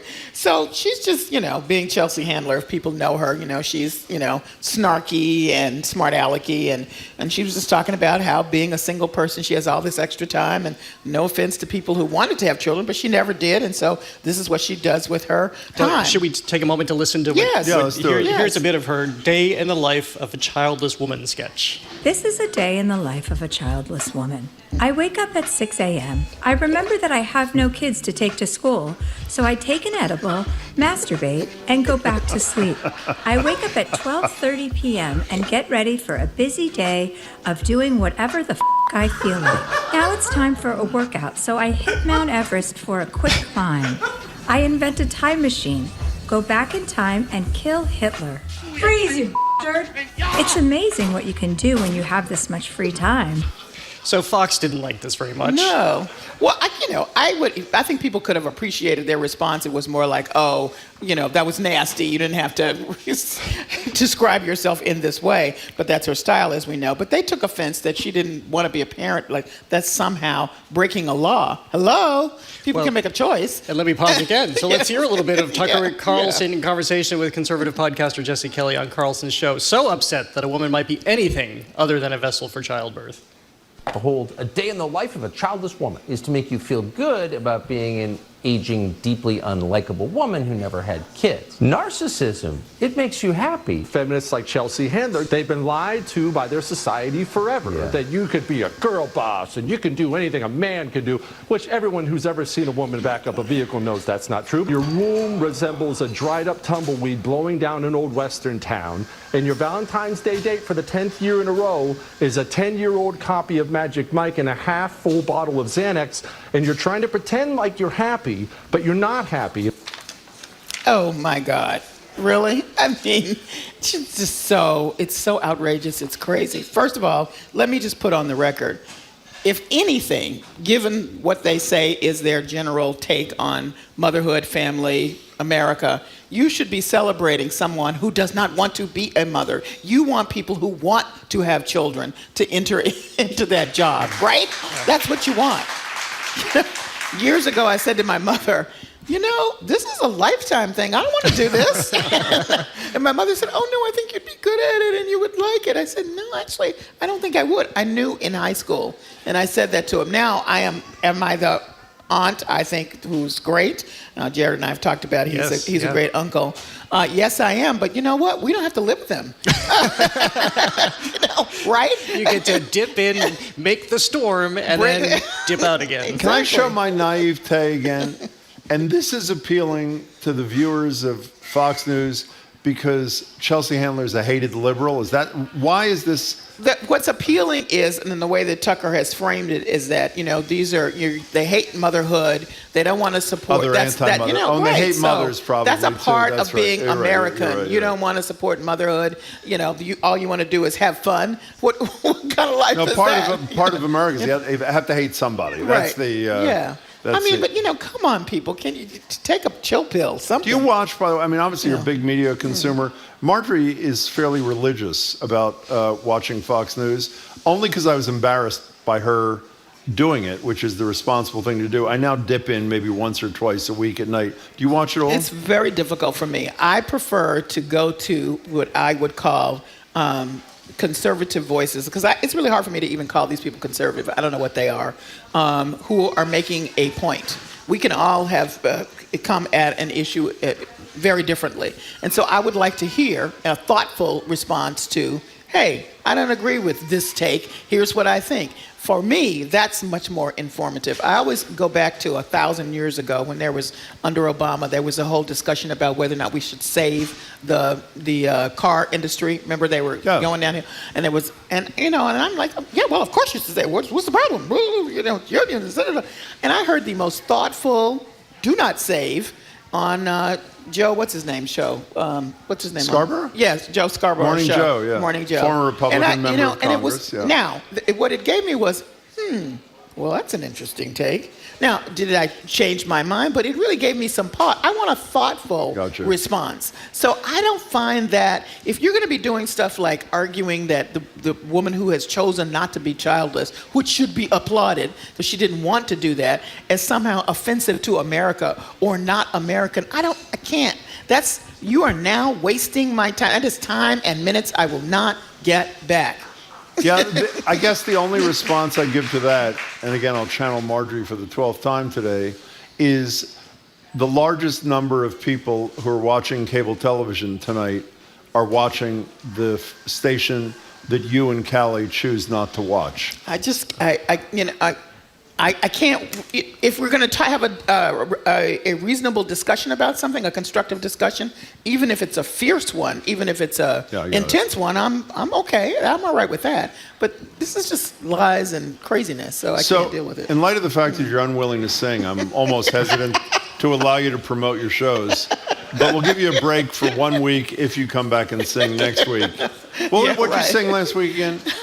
I am not going I'm not going to make you sing it. What I didn't was hear. it? Yeah, what did you say? No, that's not going to work, Jared. What was the name of it? Just the Fifth Dimension one. We can't pull up this tape in 30 seconds, can we? Let's see if we can. Thank you. I just love that song. Okay, speak slowly while he's trying to pull it up. What are you doing this Kelly, weekend? don't you kind of owe me? No, I do not, Jared. What are you doing? Well, we are doing our Latinx roundtable, and then we're talking about a number of issues, including there's a new effort on the DREAM Act to be discussed, bipartisan. Lindsey Graham and Dick Durbin, they're talking about kids that. Born in other countries, brought here by their families or guardians at very young ages. Right. I always think that's dead, and it's come back yet again. We're also, doing I don't know if consider it fun, but an interesting one about comedian George Lopez, who's just been kind of vile to other young upcoming Latino comedians and what that's all about. And a bunch of other stories that are really important. And then we're doing food and wine, which is, as always, very interesting. We're about to do food. Do you need Callie to talk for another 30 seconds? No. So, Callie, how you been? I've been fine. What else is new? Nothing is new. So last week, I was sort of stunned. For those who were not listening last week, what were we talking about that caused you to break out in the song? What was that? It was the Fifth Dimension. We were talking about Bacharach dying. That's what Bacharach it was. and Fifth Dimension. And his so many songs that he wrote that I didn't realize he wrote, and that was one I didn't realize. What was the name of the song? The Fifth Dimension, One Less Bell to Answer. You know what? How we doing, heard that Jamie? song. How does that song go? I'm not doing that, Jared. Excuse me, would anybody here like to hear Callie sing it? I'm not doing it. Well, let's turn that around. Excuse me. Would anybody here not like to hear it? Nobody. It's not Nobody. happening. You know, it's not happening, Peter. You know the That was a expression- moment of spontaneity. Excuse me. In the media business, the expression I'm told is the audience is always right. Is that? Yeah. Do you know that expression? No. Yeah, I know it. How but, we doing, you know, Jamie? But if you weren't here last week, you just Keep talking. missed it. You just Okay, missed so it. where are you That's going to it. eat this weekend? You know, I don't know. We have Le Royale coming up. We have Nightshade Noodle Bar. We have And you've been to all of them. And Pagu. I've been to all. I well, love as them all. you know, that's why Pagu- they're here. If you know Yes, what I mean. yes, you know. Here is since Callie won't do it live. Here is the great Callie Crossley covering the Fifth Dimension last week on the show. Here it is. I should be happy, but all I do is cry. That was not enough, but that was beautiful. Let's hear it from Callie Crossley. That's the end of it. She'll be singing next week, so come to the library. Callie, it's great to see you. Good to see you. Have a great Take weekend. care. She's All right. embarrassed. I've never seen her embarrassed before. No, It's well, you know, I incredible. sing it all the time at GBH in the hallway at night. Well, we're at GBH. Here we are. See you later. Bye. We've been speaking with GBH's Callie Crossley. She'll be performing live at Club Cafe all weekend long. You can catch her at the Oyster Bar. We're trying to get her back. In the lounge. She's the host of Under the Radar with Callie Crossley, which you can catch Sunday nights right here on 89.7 at 6 o'clock. She's also the host of Basic Black, which airs Friday at 7:30. You can also hear her Callie commentaries on Mondays for GBH's Morning Edition. Coming up, as we mentioned, it's food. 3 local James Beard Award semifinalists, Tracy Chang of Pagu, Rachel Miller of Nightshade Noodle Bar, and Maria Rondo of La Royale. They're all with us at the library for a restaurant panel that's coming up next. You are listening to Boston Public Radio 89.7 GBH live from the BPL and streaming at facebook.com/GBH News.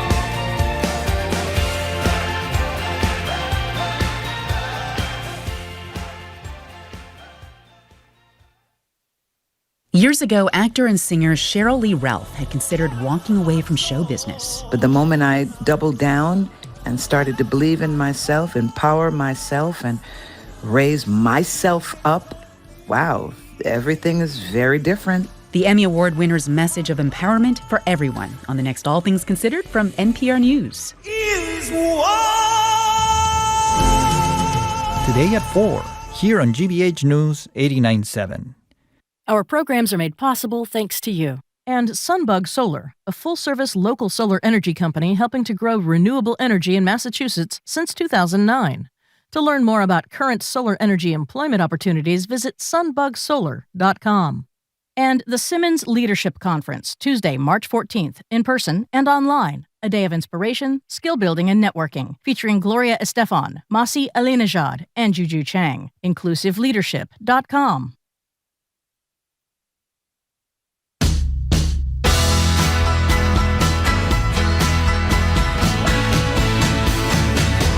Welcome back to Boston Public Radio. Jim Browdy and Marjorie Egan. Oh, it's not Marjorie Egan, I forgot. It's Jared Bowen. Marjorie's back on Monday. We're live at the Boston Public Library, streaming at facebook.com/GBH News. Last month, the James Beard Foundation announced its yearly list of semifinalists for its prestigious Restaurant and Chef Awards. We're joined now by 3 local woman restaurateurs who made the cut. Tracy Chang of Pagu in Cambridge. She's in the middle there. Rachel Miller of Nightshade Noodle Bar in Lynn. She's on that side. And Maria Rondo, whose partner, by the way, Juanma Calderon, is here somewhere. There's Juanma over there from La Royale in Cambridge. Congratulations, and good to see all 3 of you. Yeah, congratulations. How exciting. So just to introduce yourselves and your restaurants, Rachel, because you're closest to me, I'll start with you. We'll go down the line and tell us a little bit about your places. My name is Rachel Miller, and I'm the chef owner of Nightshade Noodle Bar in Lynn. We specialize in French and Vietnamese-inspired blind tasting menus. And very seafood focused, noodle heavy, lots of fun. And by the way, people are listening and saying, in Lynn? And what do you say to them, Rachel? It's not that far. Okay, that's a pretty good answer. Okay, Tracy Chang, Pagu in Central Square, Cambridge, what's your deal? Hi. Hi. Never met you before. I've been there a few times, yes. I'm Tracy Chang. I'm the chef owner of Pagu Restaurant in Cambridge, located between Harvard and MIT. We are a Spanish-Japanese tapas izakaya restaurant. Yeah. And Maria? Hello, Jim, and nice Jared, to be here. Jared. I am Maria Rondó. My partner Juanma Calderón is also in the audience here. We own La Royale and Celeste before that, Esmeralda in Vermont. We are a Peruvian restaurant. Celeste is more of a home-cooked food cuisine. La Royale is much more experimental. It kind of covers a range, a gamut of geographic places throughout Peru. And we are... Our backgrounds are very varied. We now feel like we're part of the industry, but architect and filmmaker, and we just love coming together and being with people and creating kind of a sense of space and community in our restaurants. Are women taking over the... I mean, we talked to... who were we talking to before? Shirley Leong about Galentine's Day. You were there. Are you there at Galentine's Day? Yes, I was. Which was like 100 women in high places, I guess hosted by Karen Spilka, the Senate president. I haven't done the math, but it seems to me that the percentage of women who are in high places, either owners, chefs, whatever, in the restaurant industry in Greater Boston is exploding. Am I wrong about that, Rachel Miller? I don't think you're wrong about that. I think, yeah. Sorry, I wasn't expecting that question. But there are plenty of us. I have a lot you're not going to expect. No, I'm kidding. So what is that about? Why is that happening? I don't know how to answer it. Well, how about Tracy? How about you answer it? Yeah. Am I right about that or no? I am, yes? I hope you're right about it. I mean, I think if you look, just historically at who is cooking in a household, right? Like, are women, cooking versus men in the household? And then is that now translating into the industry, right? And now with more opportunities for women when it comes to funding, when it comes to real estate, negotiations, all that stuff in terms of being a business owner and operator, I think we're going to see a big shift in the coming years.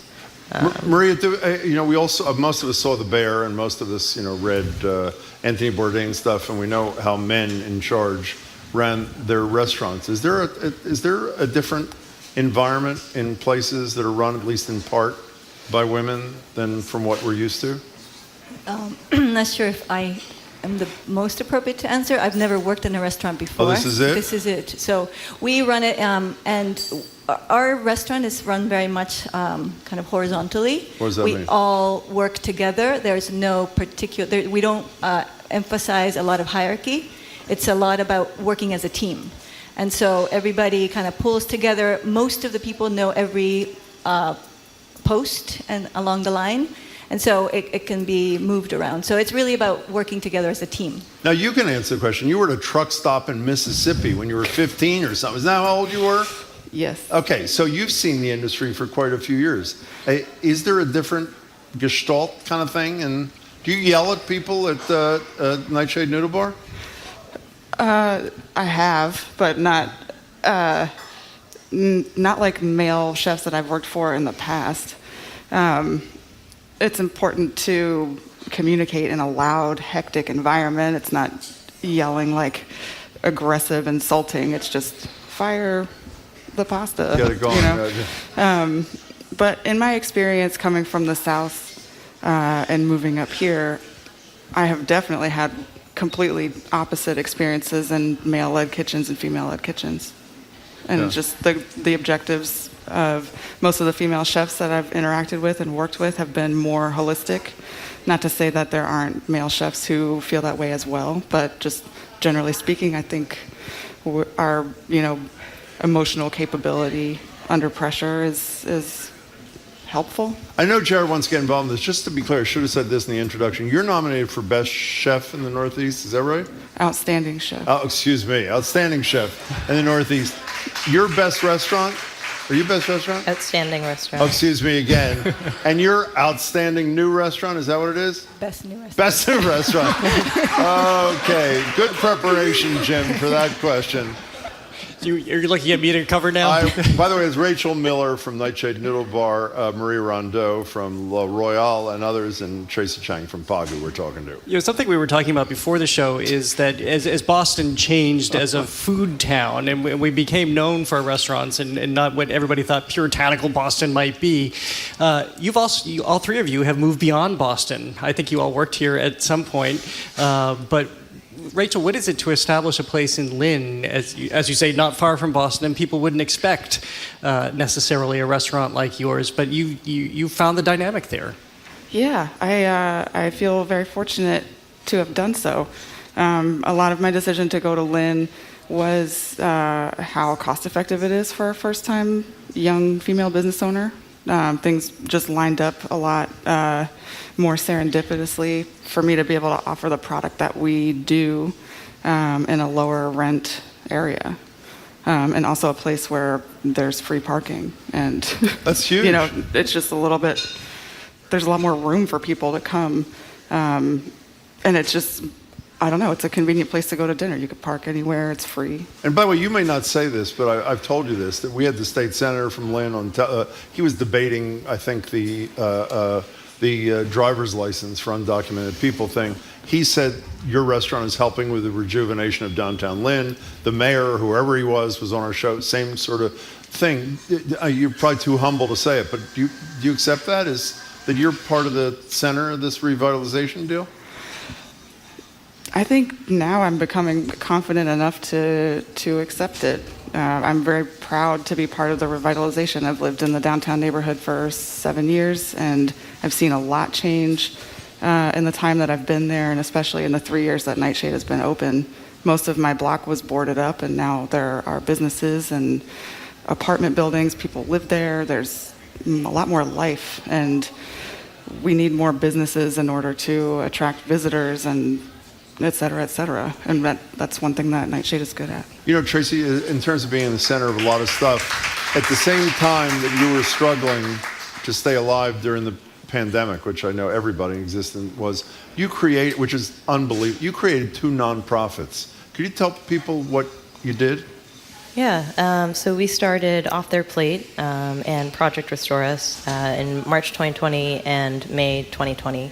Off Their Plate was, an idea that we had even before the pandemic hit, in terms of a week before, saying, hey, this is, coming over from Europe. This is already here in Boston, and we're going to have to do something about it. Restaurants are going to be hurting real bad, so are hospitals. Can we get restaurants to feed frontline healthcare workers? Yes, we can. How do we do that? Let's start doing it. Then that turned into feedback from healthcare workers saying, hey, we are food secure, we have, we appreciate the food, but we have jobs, we have salaries. Please redirect this to essential workers, undocumented workers, immigrants, folks who have less than we have. And so that made us rethink, because the entire model was really, this isn't about keeping the restaurant alive as much as it is about keeping people alive, and the people that are the fabric of restaurants, of so many other kind of aspects of hospitality and front lines in an emergency kind of situation. And those folks just didn't have any kind of safety net. So we started creating. We said, hey, they need groceries, they need mothers. I was pregnant twice during COVID. I was pregnant at the time.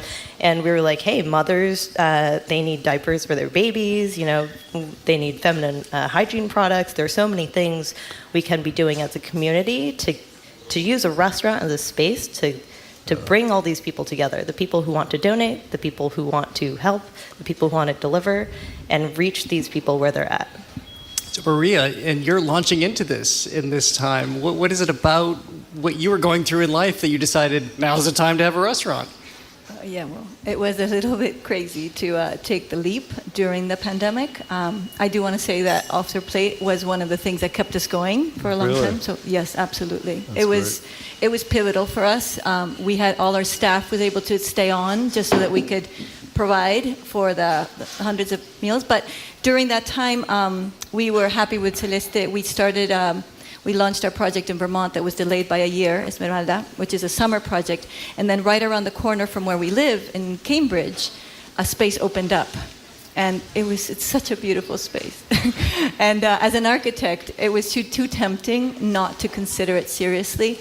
But everything seemed to align. The owner of the space is a contractor, a woman contractor who's fabulous. And so we worked together really closely. Things kind of were pushed along fairly well on a good time basis, even during the pandemic. And really, for us to be able to experiment a little bit further on both the space for me, but for Juanma, as a chef, different cuisines throughout Peru. So we did a lot of research. We traveled in Peru before we opened. It was just fabulous. And really, the only reason we even considered it is because Celeste opened in 2018, and our team, I just talked about kind of a very horizontal hierarchy. Our team is still pretty much with us, and we all started out as kids. I see us back then with no experience, but now they are the ones that are leading. They're taking on management roles, so the people that started us from the very, very beginning are now the managers of both locations. Yeah, so, I have to correct Maria Rondo's answer. When she says these are the reasons, after Celeste opened, and about 3 minutes after, it was in Union Square, which is like a half mile from my house, it was voted, some magazine said one of the best 5 new restaurants in America. What was the magazine? Esquire. Esquire, okay. So I had never met them before. I have Maria and Juanma, wherever he is, on my television show. And I'm asking the same sort of questions. And to this day, people say, who are those restaurant couple who said the key to their success was one word? What was the one word that you said? I think Juanma said it. What was the one word that is key to all your success? Love. Love, exactly. That was a pretty beautiful thing and had quite an impact on. Okay, so let's eat. What are we doing? Let's start with you. What do you bring here, Rachel Miller? You're outstanding, by the way. Not best. You are outstanding. Let me just say that right now. What'd you bring? I brought salted chocolate mousse with cognac. Ooh. And I also brought some chili crisp cream cheese crab dip. Oh my God! With little baguette slices in this paper bag. Pass these over. So you're selling this. This is in a jar. You're not only serving this, you're selling this. Is that right? Yeah, that's our main dessert. I'm not a pastry chef. This is the end of every tasting menu, for the most part. And oh my God! What do you think of this? Bye. I'm just going to go sit down and eat now. This is salted chocolate mousse. Jesus. Have either of you has anybody been to the restaurants of the 2 people you're sitting with? Anybody? How pathetic is that, by the way? Aren't you supportive of each other? I have. Oh, you have? Which one have you been to? Both. You have? Oh. Rachel didn't even know you were there. What a hell she is. So what do you think of both those restaurants? Raise your right hand. Tell the truth. They're great. Yeah. Okay. Yeah. Have you been to either of these bold. restaurants, Tracy? I have been to Celeste, see. Which is the earlier one. What do you think of that? It was great. And you haven't been to anything, Rachel. Is that correct? No, I'm stuck. I'm stuck. Okay, fine. Okay, and we have crab dip too. Before we get to the crab dip, let's go to you, Tracy. What did you bring? Cool. So I brought chocolate cake. Okay, there right is here. A and there is B, and hopefully the audience has some as well. What's the difference? You tell me, right? So one is a classic recipe. Are we trying A at the same time? Sorry to interrupt. Yeah, Sure. let's do A first. Okay. Yeah. Well, Take a look at it, see if it's like spongy. Does it look the same? Does it taste the same? This is something that we did with a bunch of Harvard and MIT folks. I did a lecture with the Science and Cooking program this past fall, and I had them taste chocolate cake. believe it or not, I watched that lecture. How pathetic is that? But go ahead. And now we taste the B thing? Now you taste B. Okay. And Try B. I'm going. All right. Tastes like chocolate cake. It's Yeah. fabulous chocolate cake. Yeah. What's the difference? Do you prefer one over the other? I'm sure I'm supposed to say yes, but I heard somebody in the audience say, I think I prefer A slightly. Can we see like a raise of hands? Who likes A Who and likes who likes A? B? Who likes A? They have no idea. Who likes B? Oh. Whoa, a little more B. Is it majority B? What's the difference? I think it was kind of split. Yeah. A slight majority. So I'd say. one is classic. Which one might be classic, right? Classic has eggs, it has milk, it has gluten, it has butter. Yeah. Right? You got to tell me, is it A or B? Is that classic? I think B. A? You think B? See? I'd say- Hard to tell the difference. That's So the what's point, the right? answer to the damn question? So A is classic, and B is our Pagu recipe, which is alternative, which is gluten-free and vegan. It's fabulous. I And hate vegan food. It's fabulous. And the secret ingredient. It's fabulous. Secret ingredient is tofu. No. Are you kidding I got me? you to eat tofu. Wait a second. That's what I was just thinking. What did you think of B? What did you think of B? Well, I had preferred A, but it was hard to tell. It's fabulous. Yeah. It's really fabulous. But as I said, they taste incredibly similar. What is what's your deal? What did you bring here? So, yeah, we brought 3 different options. What'd for you bring? They're all savory. Okay. This one here is probably the easiest to eat. It's the pastel de choclo. What's that? It's a very traditional. It's like a polenta, we call it, akin to a polenta. It's a ground corn with ají amarillo, which is the base of all Peruvian food, and it has a sirloin filling in the middle. That is spectacular. Are you with the program? What the hell are you doing? It's taking me a little bit. Well, I'm sorry. Okay, what is he? He's I'd like to eating something enjoy different. my food. What is he? Thank you Over very there, much. we have our classic ceviche with conchas. So it's a blue cod ceviche, and then it has scallops draped over it with a salsa madre, which is the base of all the ceviches, and lots of lime, of course. Wow. Oh my God, this is divine. And then we have over here thank Juama's latest creation, which is a tuna sashimi, and it's set on a bed of salsa madre with apaltado, which is avocado. Jesus. And this is really. Go ahead. You were saying something. Say it. I was gonna just. Juama said, make sure that you say that explain that it's a salt and sugar cured Oh my tuna. God. Fabulous. Totally. Can you pass this over to Jared there? So, what's the biggest issue you're confronting, Rachel, as we sort of exit? I know it's not over by a long shot. The pandemic. What's the biggest thing you're facing as a restaurant owner? Staffing still. I think that's a lot to do with our location as well, because Lynn is the edge of the universe, obviously. As we just heard, exactly. Yeah. Yes. But how do you deal with that? How do you deal with that? We hear that from almost every restaurateur with whom we speak. What do you do to get people and keep people? everything we can. I mean, we pride ourselves on our equitable labor model. We've eliminated the wage gap between front and back of house, which is it's been a huge driver for our culture. Everyone makes very good money. We've gone down to 4 days of dinner service, with the 5th day open for administrative responsibilities, or if we've fallen behind on prep, or et cetera, et cetera. But also just the advantage of the 4-day work week, which has made all of us so much more productive and well rested, and ready for service every day. Tracy, what's the biggest thing you're confronting? Not a huge problem, but I would say that guests and expectations. What does that mean? You don't want to say like, oh, we got to educate the guests, but sometimes people come in and they're like, what's ramen? How do you eat it? They're like, this is really salty and really bland at the same time. I'm like, you did just eat all the toppings before you ate any of the noodles and the broth. You've never said that to a customer in your life, have you?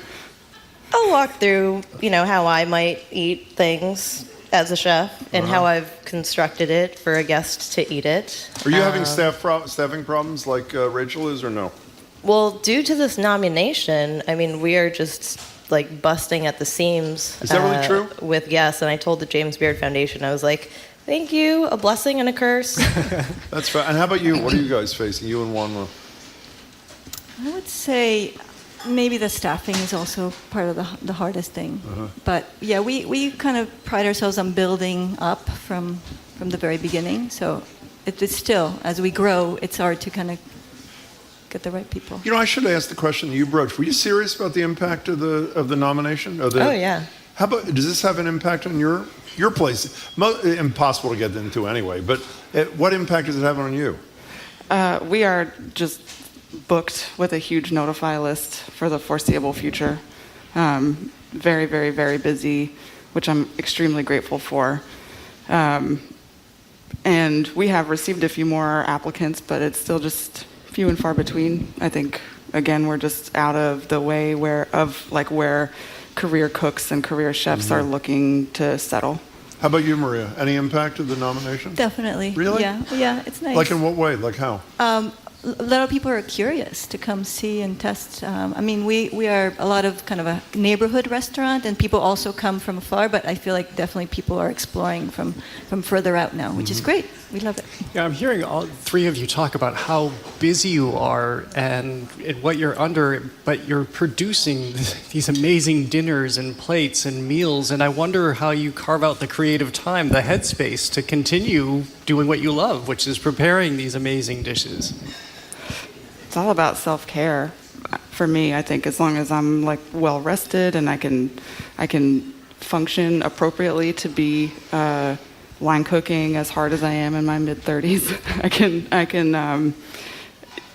can keep my creative drive, and that's a huge part of my identity and what gets me out of bed every day. A 4-day work week doesn't hurt either, right? No, it's great. Do you make enough money being open 4 days? We're actually more profitable with 4 days. Why is that? Well, prior we were open 5, and we're not quite anywhere ready to be open for 7. And for our model, what we've discovered is either it's 7 and we double up our management team, double up the staff, or we go to 4 and we're a lot more profitable because we're not paying additional overlapping salaries for the 5th day that may or may not be as lucrative. It's always a gamble. Mm-hmm. Tracy, where does your experimentation happen as you move things forward? Oddly enough, my kids, 3-year-old and 2-year-old, they inspire me in a lot of my new dishes, which is kind of surprising for... No, is that true? Yeah, for sure. Give us an example of that. So that chocolate cake you just had, I originally designed it for my cousin who grew up with a lot of food allergies. And I like to redesign things too. And so what you had has coffee, but I made a version with mushroom stock for my kids. And if I brought 3 versions for you, I guarantee that you can't taste the difference between what has coffee and what has mushroom stock. Because when I did this at Harvard, people were saying, this has mushroom stock. I was like, great that you want to think that, but that's coffee. Yeah. Well, congratulations, all 3 of you. They're 3 fabulous restaurants. I hope you. What's the next round? What is next? They go to a short list, I think, by the end of March. And then you go. What do you fly to Chicago or something, and then cross your fingers, or what's the deal? If you make the short list, then you fly to Chicago June 5th. June 5th. Yeah. Well, good luck to all of you. I hope you do. The food here is great, and you're great, and the restaurants are great. Patronize them. Now, let's see, as you're thanking them, if you can say what they're each nominated for after I humiliate myself. Go ahead, Jared. I'm not going to do that. We're all rooting for you, though. Congratulations. Food's fabulous. Thank you. We've been speaking with Tracy Chang of Pagu in Cambridge, Rachel Miller of Nightshade Noodle Bar in Lynn, and Maria Rondo of La Royale in Cambridge. Thank you again, and again, we'll be paying attention. Coming up, Roger Kabler stars in the film Being Robin. He's a Robin Williams impressionist. He'll share his story next. You're listening to Boston Public Radio 89.7 GBH live from the BPL and streaming at facebook.com/GBH News.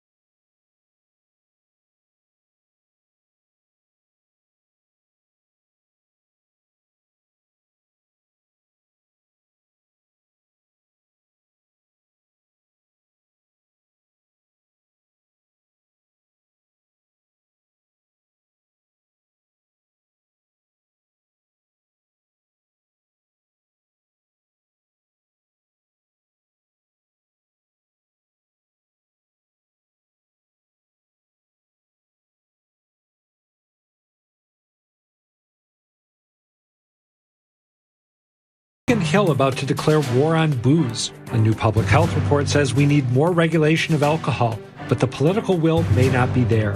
I'm Adam Riley. Tonight on Talking Politics, we'll dig into that debate, and we'll ask what a House vote against transparency and the end of term limits for the Senate president say about the masked legislature's worldview. Join me for Talking Politics tonight at 7 on GBH2 and online at gbhnews.org.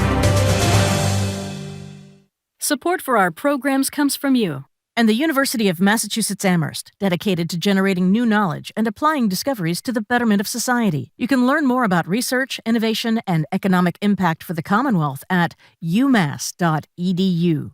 And Tools of the Mind. The research and play-based curriculum offers pre-K and K teachers tools designed to help ensure children develop cognitive, social, emotional, and self-regulation skills. toolsofthemind.org. Trusted. Local. News. You're listening to 89.7 WGBH, HD1 Boston. Online at gbhnews.org. GBH News with NPR. What matters to you.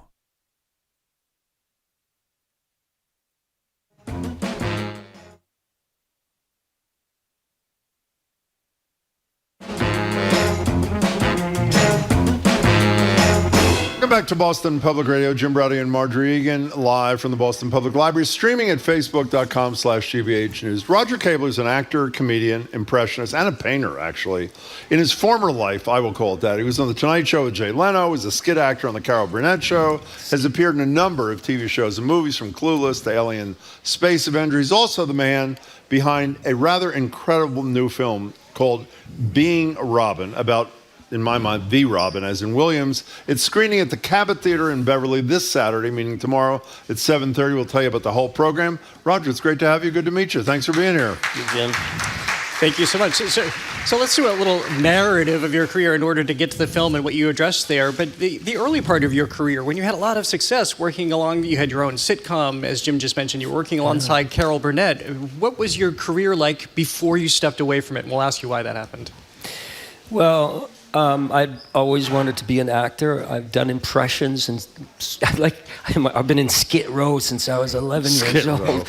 Starting to entertain my mommy, and I ended up as a comedian in New York. I went to a serious acting school to be a serious actor, and just like Robin Williams, I ended up in a life of stand-up comedy. I had to do it.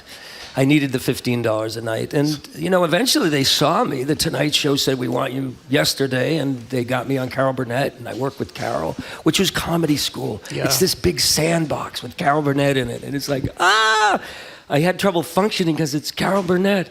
And I was like, my God. And, just standing eye to eye with Carol, I'm in a daze, So it was wonderful. And then, they handed me another piece of work called Rhythm and Blues as a sitcom. And that went down in flames. Carol Burnett was canceled. I was the Zima guy for a while. Remember the Zima guy? Yeah, indeed. Yes, the whole Zima thing crashed and burned, and so did I. I ended up having a nervous breakdown. I'm bipolar. Hello. Not ashamed. No stigma. Not going to hurt you. Okay, doke. I also had a big drug and alcohol problem in those days, and I was in good company, and I got sober about 20 years ago, and vowed never to be in show. Can we raise the camera? I need to stand now. This is like the State of the Union speech. Sit down. They'll follow you. My fellow Americans, I'm here to tell you I'm sober and I'm running for president. If not that, we'll be the village idiot. Come on now. Well, we're having a little Robin Williams moment. That wasn't supposed to happen. Good thing we're using supposite sound, which makes the adjustment. Sorry. Will you stop, please? Shh, it's okay. I'm running this thing now. Everybody out. What happened? Oh, I wanted to give you a copy of my movie. I got a movie. We saw your movie. This is called. You saw it? Well, this is the autographed souvenir. This is called the disc with the movie on it. Right. It's a disc. It'll be worth $10 on. But we're not ready to talk about the movie yet. Oh yeah. We're in charge of the interview. It's sort of how it works. It's okay here. First of all, the dreaded local angle. You're a local kid from Framingham or something, from right? Framingham, Okay, fine. yeah. That kind of thing. And you have a line in the movie which I guess is the transitional line, is you say, "Show business is a threat to my sanity and sobriety." Yeah. And you lived that. You became a painter. And I hope you don't take this the wrong way, considering you weren't a painter. You were really talented. I mean, these are really, they're beautiful. Well, I'm still working. I'm working on a portrait right now. That's the balance. Portrait of who? Oh, it's a friend of mine and her deceased mother and her deceased dog. So I'm very, very meticulous with the painting. I'm a little sloppier in front of a live studio audience. Hi, Mom. But I still paint, and that's the balance. I can do show business without it killing me because I can go home and paint.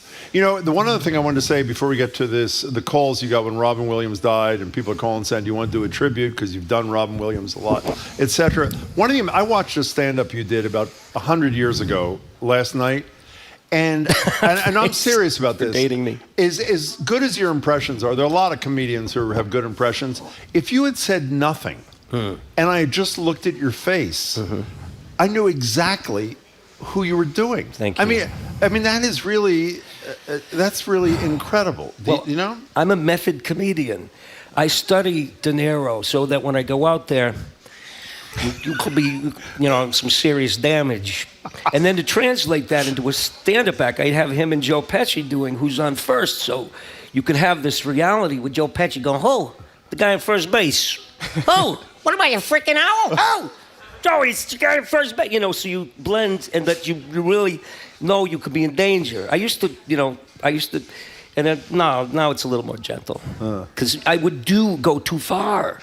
That was part of the whole manic depression thing. I would go too far, like a little bit today. I see that I could be going too far. Am I going too far? Going too far? You want me to go further? Come on.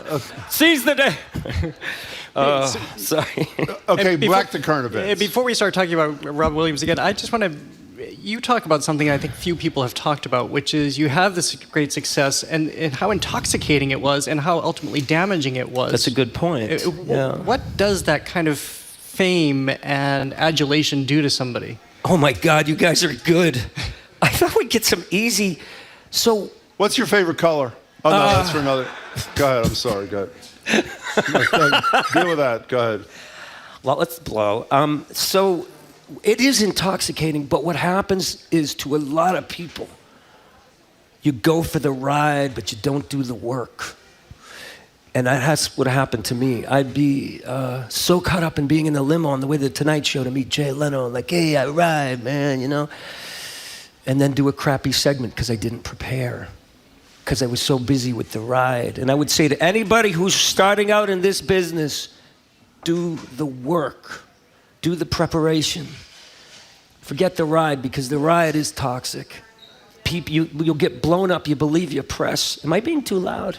No, you're being almost right, perfect, actually. Well, I don't need to be perfect. But the point is, guys, I have learned in the second time around after being sober and coming back because of Robin, that it is just about the work. All the adulation and the criticism doesn't matter, because everybody's got a different opinion, as you know.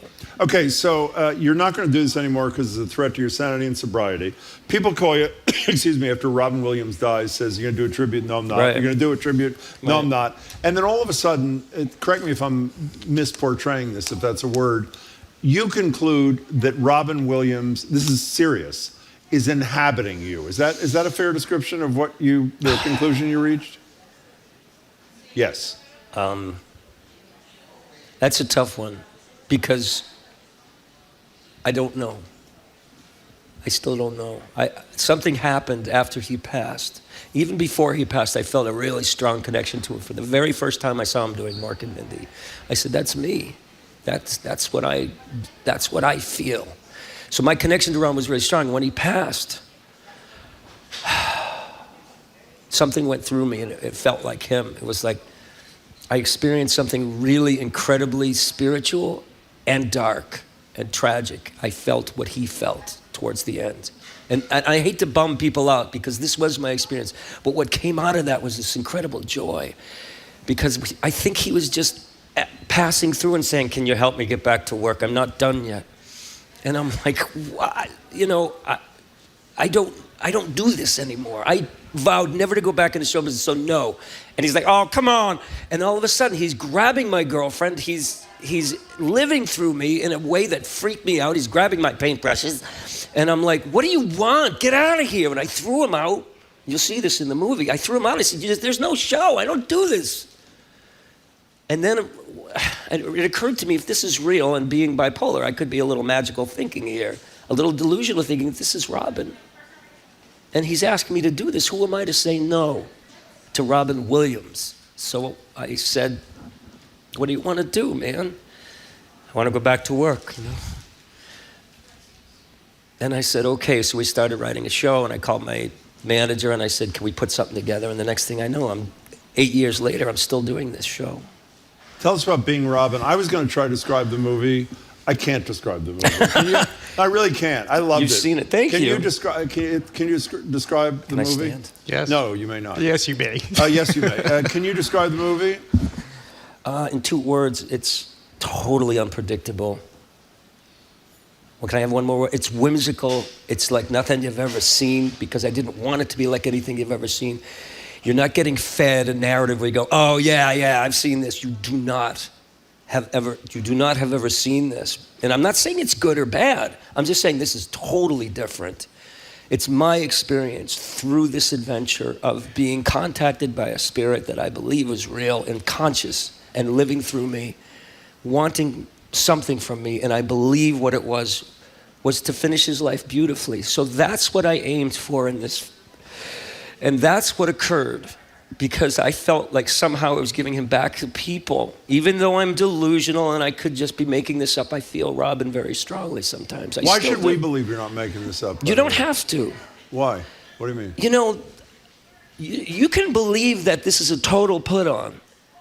Robin comes and goes with me, and I'm not trying to prove anything, Jim. I'm not trying to prove I'm possessed. I use that word because I don't have a better word for it. He's passing through, and I feel him. And I'm not trying to prove that this isn't anything but something that requires medication. So how do you feel him in you? Right now, pretty strong. Whoa, I want to play. Come on, let's get out of here. No, it's okay. Let's be okay now. It's not your fault. It's okay.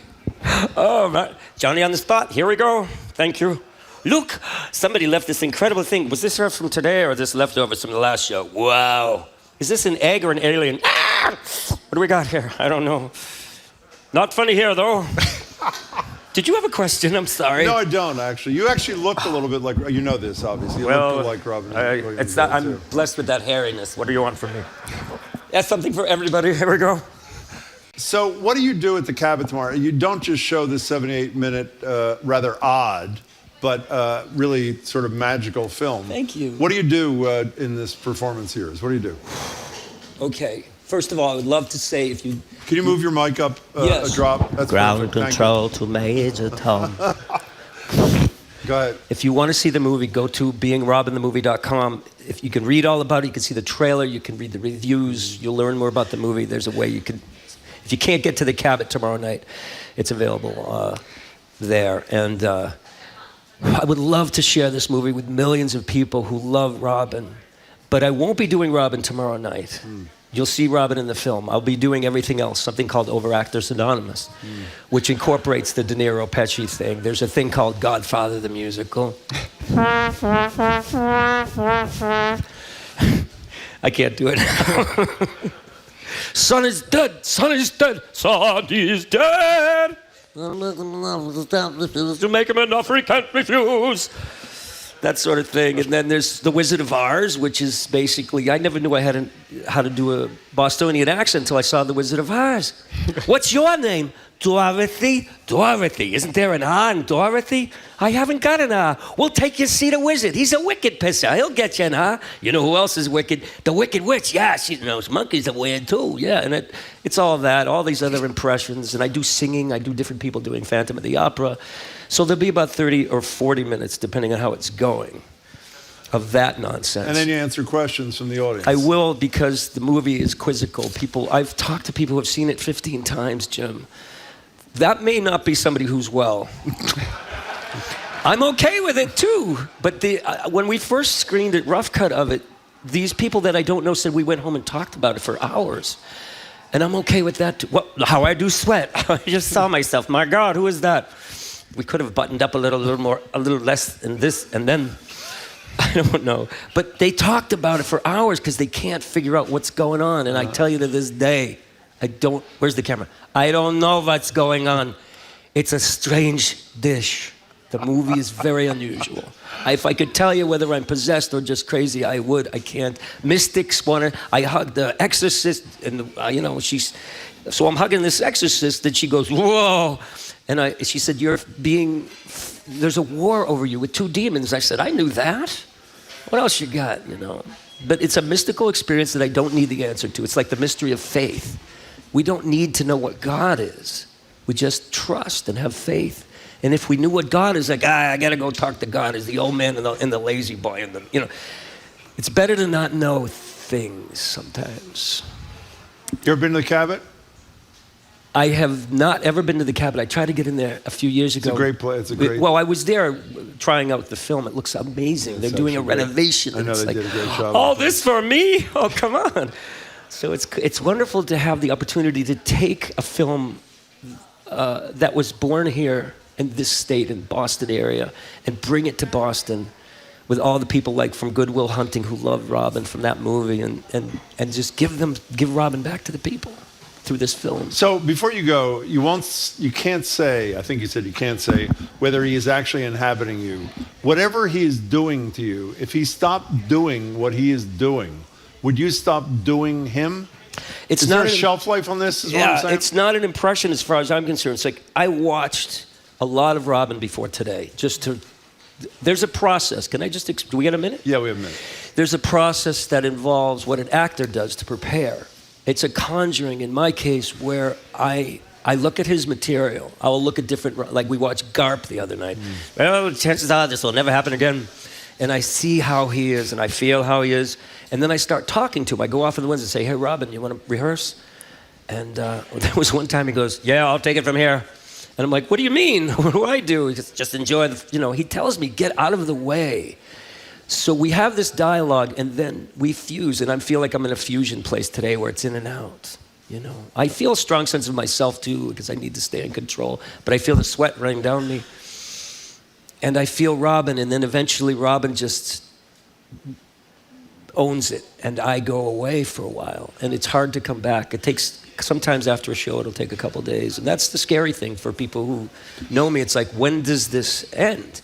So if I stop doing the show, I don't know. Somebody said, who also loves Robin, why you? I said, I don't think it's me. I think Robin's everywhere. We all have an experience with Robin in his work, in his humanitarianism, in his spirit. And we all have a love, I think. And we all experienced him in different ways. My experience with him is that he's really with me. And that's fine. For the rest of my life, it's fine, as long as he doesn't pop out at dinner parties and go, I see you. Oh, there's people I've slept with twice here. Sorry. And just inappropriate stuff, spraying stuff everywhere. I don't care anymore. I'm a pirate, don't you see? You need some R&R. And it's crazy stuff. And I'm like, it's not me. Yes, it is. You know it. You want it. You want it, baby. Yes, it's okay. Sorry. More Cunning Orson. It's an alien probe, both of you. Leave me alone. Thank you. I don't know what that ends. I feel like a substitute teacher throwing airplanes at you. I don't know. This ends, though, right now. It was a pleasure to meet you. Oh, my God, you See too. the film. I can't shake your hand. I got a bad back. I heard. I'm sorry. But hi, and you were fabulous. You're a mensch. I love the film. Thank you, Jim. I am a mensch. I would agree with that. You totally are. Go to the cabin This is tomorrow an honor. night. Jared will tell Thank you you where. so much, It's great to Jared. meet you, Roger. Thank you. Thank you, guys. I love you. Roger Kabler is an actor, comedian, and impressionist, and the man behind the new film Being Robin, which is screening at the Cabot Theatre in Beverly this Saturday at 7:30 in the evening. Tomorrow. Yeah, tomorrow. You can get tickets at thecabot.org. Thank you again. Coming up, a musician-led initiative to end hunger, Music for Food. They're here for Live Music Friday ahead of a benefit show for the Women's Lunch Place. You're listening to Boston Public Radio, 89.7 GBH, live from the Boston Public Library, and streaming at facebook.com/GBH News.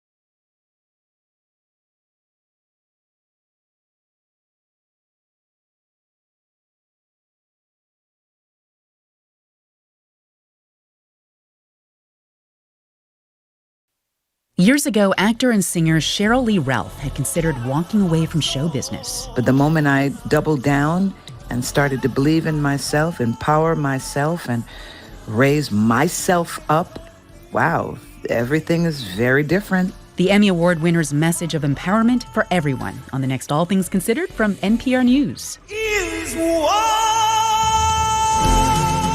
Today at 4, here on GBH News 89.7.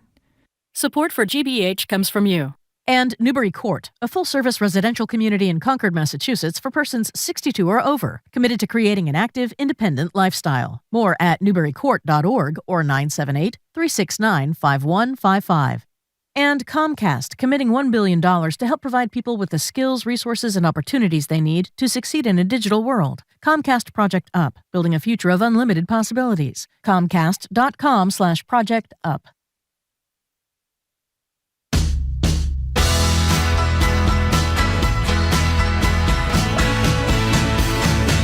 Welcome back to Boston Public Radio. Marjorie Egan is off today. She's back on Monday. Jared Bowen is sitting in for her. I am Jim Browdy. We're live at the Boston Public Library, streaming at facebook.com/GBH News. It is time for Live Music Friday.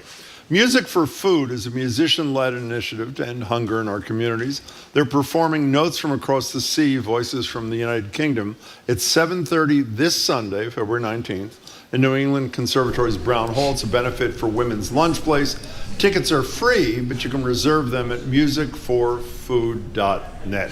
Ahead of that performance, we're now joined by Kim Kashkashian, a Grammy-winning musician and founding member of Music for Food, and Jennifer Harlan Wiggin, executive director of the Great Women's Lunch Place. In a couple of minutes, we'll hear them play, at which point we'll identify their colleagues. Welcome to you both. Great to see you both. Thanks for being here.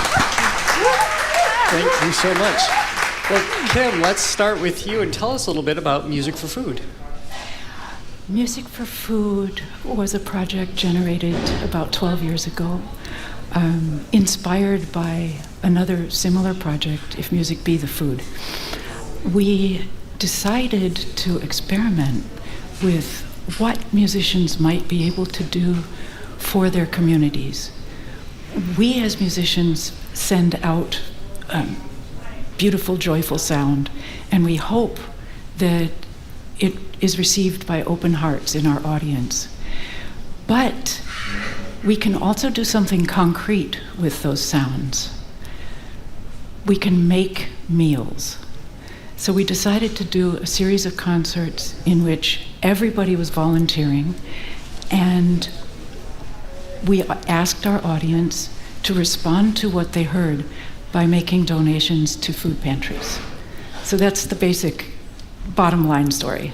I am assuming that everybody knows, Jennifer, about your operation, Women's Lunch Place. It's been around, 40 years, give or take a little? Celebrating our 40th anniversary. Oh, you are? Yes, I was yes. just guessing, actually. Yeah. But and everybody knows the wonderful, well, I assume everybody knows the wonderful work, but for the few people who don't, fill in the blanks for us, if you would. Absolutely, and unfortunately, everybody doesn't. And almost every month, I have somebody say, "I have been walking by Women's Lunch Place for 10 years. I've lived here for 20 years. I didn't know you were here." But we are a day shelter and advocacy center for poor, hungry, and homeless women, and we built on the public health model. So in that, at the bottom of that pyramid, we provide a safe space and healthy nutrition. Everybody can access that.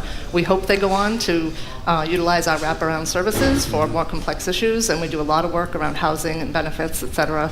But food is really our flagship program, and we're so grateful for the support of Kim and her colleagues over these many years. And what's the significance of it being a day shelter? Sure. So our founders actually were aware that women were not having any space to be during the day. The overnight shelters would close early in the morning, and there were no specific services for them. And women have really unique needs in homelessness. They're driven into homelessness for very unique reasons, and so they wanted to fill that space. So our hours were really built around the fact that the overnight shelters close early, and the women need to sort of start getting back in line in the afternoon to get a bed for the evening. So Kim, before you let you join your colleagues, how did the connection come about?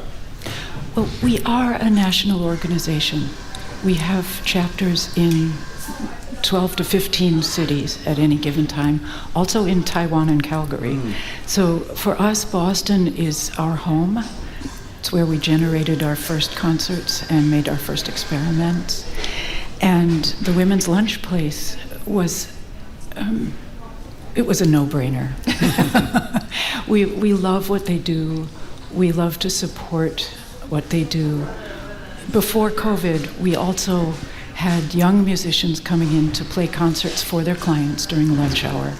And that was the most wonderful exposure, not for them as much as it was for our students, who were perhaps experiencing and seeing this particular demographic for the first time in their lives. Before you gently put down your microphone and join your colleagues, could you tell us what the first thing you're going to play and who you're playing with?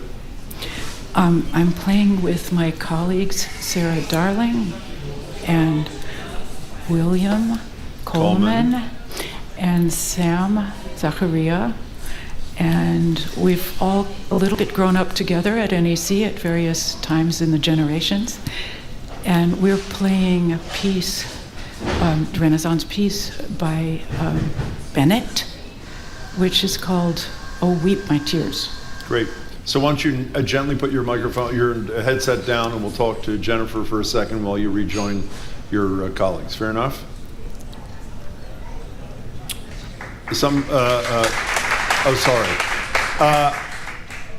Jennifer. Yes. Where's your primary funding? What's your primary source of funding? Individuals, corporations, foundations. We have 2 galas a year. We have a spaghetti dinner in the fall, and in May, on May 12th, we'll have our Eat Lunch Give luncheon program. How much does Music for Food mean to you? They have raised, over their time with us, over $133,000. So it's extremely impactful. That's great. Well, let's hear them. Here they are, Music for Food.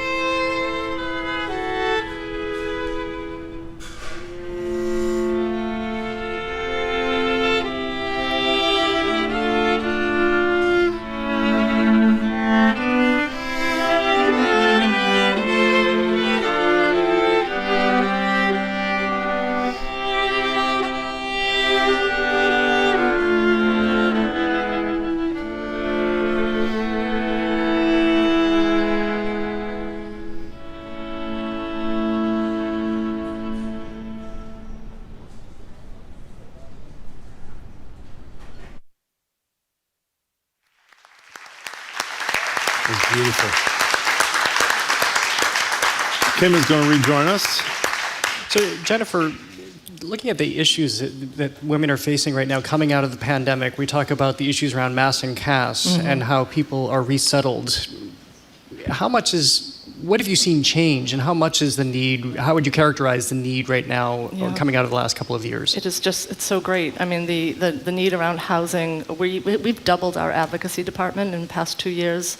We have over 60% increase in visits, over 50% related to housing.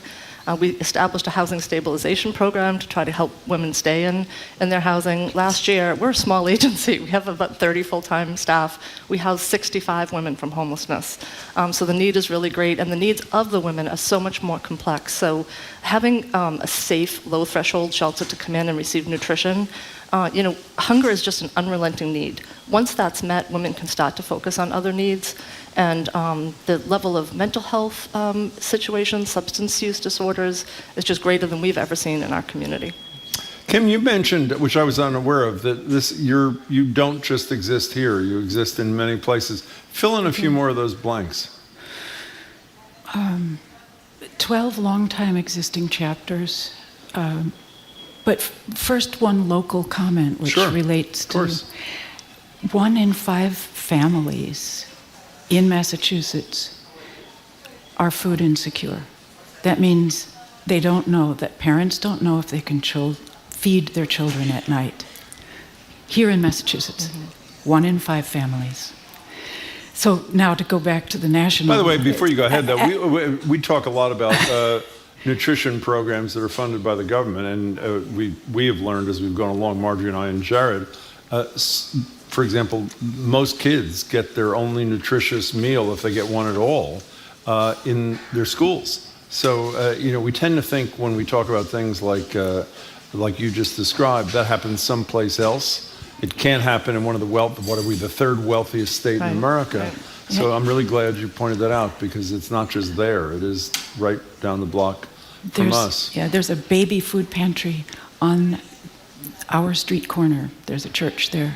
Every Tuesday, the cars line up. This is Newton. The wealthiest, most padded communities in our worlds are suffering from this also. Hunger is hidden. It's a hidden disease. Yeah. Homelessness, you see. Yes.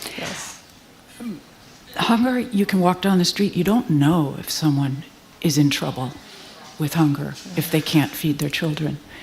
And you... Go ahead, No, you go ahead. You asked about the impact of music for food for us. I mean, we served more meals than we ever did in our history last year, up 11%. But the cost to produce that food was up 36%. So if you don't have private programs like this, 62% of the women who come to us get all their nutrition from us. Right. So the private need is great. So before you play a second time, do tell us about tell us about the rest of your presence beyond our borders here. We have across the country close to 400 professional musicians and lots of students who play music for food events. A music for food event can be done by a Suzuki School student or someone like me who's in their 70s. Doesn't matter. Who wins Grammys. I mean, you won't say it, but that's a pretty impressive thing, I should say. It is. Well, what I want to say is that it's open to all musicians to participate and give their sound and create meals. So Boston, New York, Philadelphia, Tallahassee, Cleveland, Cincinnati, Denver, Houston, LA, San Francisco. And one last thing before you do rejoin your colleagues. Yeah. So when I said I got nervous when I read that this is free, you may not say it's an expectation, but an understanding is if you support the cause and you like what you hear, even though it's free to get in, you'll make a contribution for this wonderful cause. Is that what the pitch is? Absolutely. Sunday night? Yeah, we have a suggested donation both for students and for professional people who come in, and most give very generously, especially after they hear the music. I bet. What are we going to hear this time? Difference. What are we going to hear this time? Martinu Madrigal's First Movement. It's a duo for violin and viola, played by William and his wife, Misant. Great. So you want to put your headphone down again quietly, and we'll let... Oh, you're not playing here. You're not in this. Oh, you can stay with us then. I can listen if Well, that's fine. You are entitled to listen. And let's all listen right now. Here they are.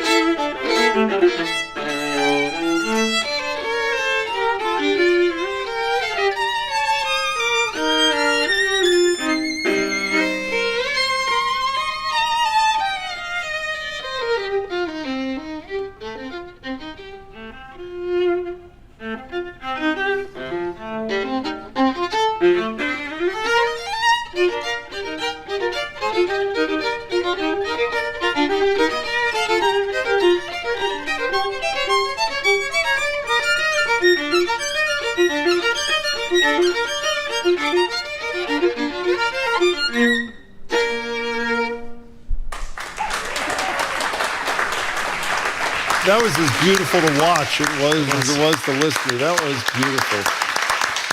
Thank you all. That was really great.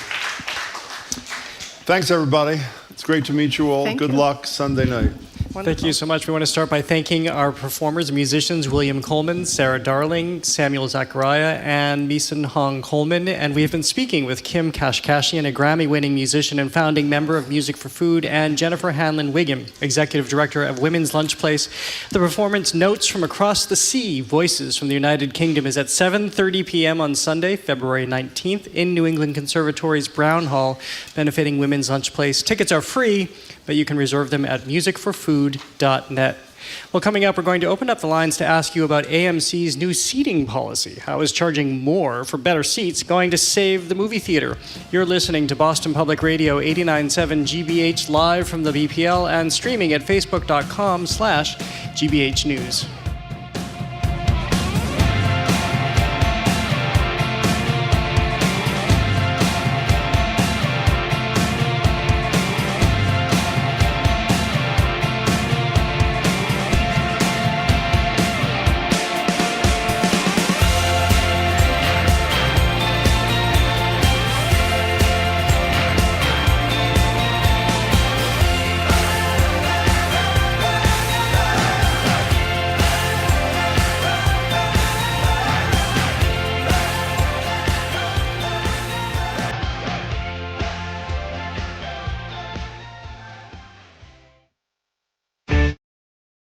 It's been nearly a year since Russia invaded Ukraine and civilian suffering grows. We're talking with two journalists who've been at the front lines, and we hear from folks living in the region about their struggles and loss. I'm Melissa Harris Perry, and that's next time on The Takeaway from WNYC and PRX.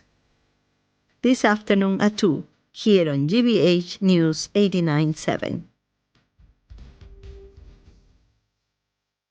Funding for our programs comes from you and the Simmons Leadership Conference, Tuesday, March 14th, in person and online. A day of inspiration, skill building, and networking, featuring Carla Harris, Amy Purdy, and Indra Nuyi. InclusiveLeadership.com. And Sunbug Solar, a full-service local solar energy company helping to grow renewable energy in Massachusetts since 2009. To learn more about current solar energy employment opportunities, visit sunbugsolar.com.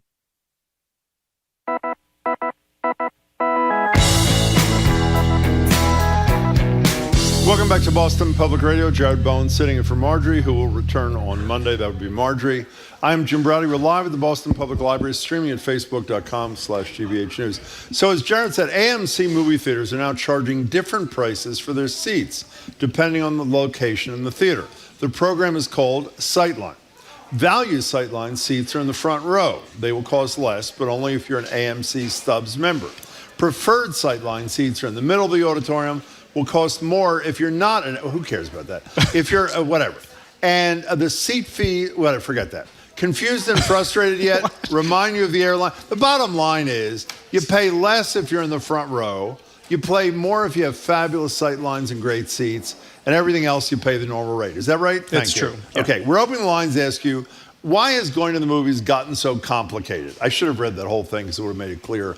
Why do we need to sign up to be members of everything? And do you, like us, I actually don't think this is bad at all. How do you feel about this pricing policy where essentially you pay for more for a better seat, you pay less for a crappier seat? Now, you don't like this, and my response to you is, what do you go to where you don't pay more for a better seat and you pay less for a crappier seat? But here's the situation. You go to a movie theater, and they're charging a couple of dollars more for a seat that is literally a foot or two away. Exactly like the theaters that you go to every single night. No. Exactly.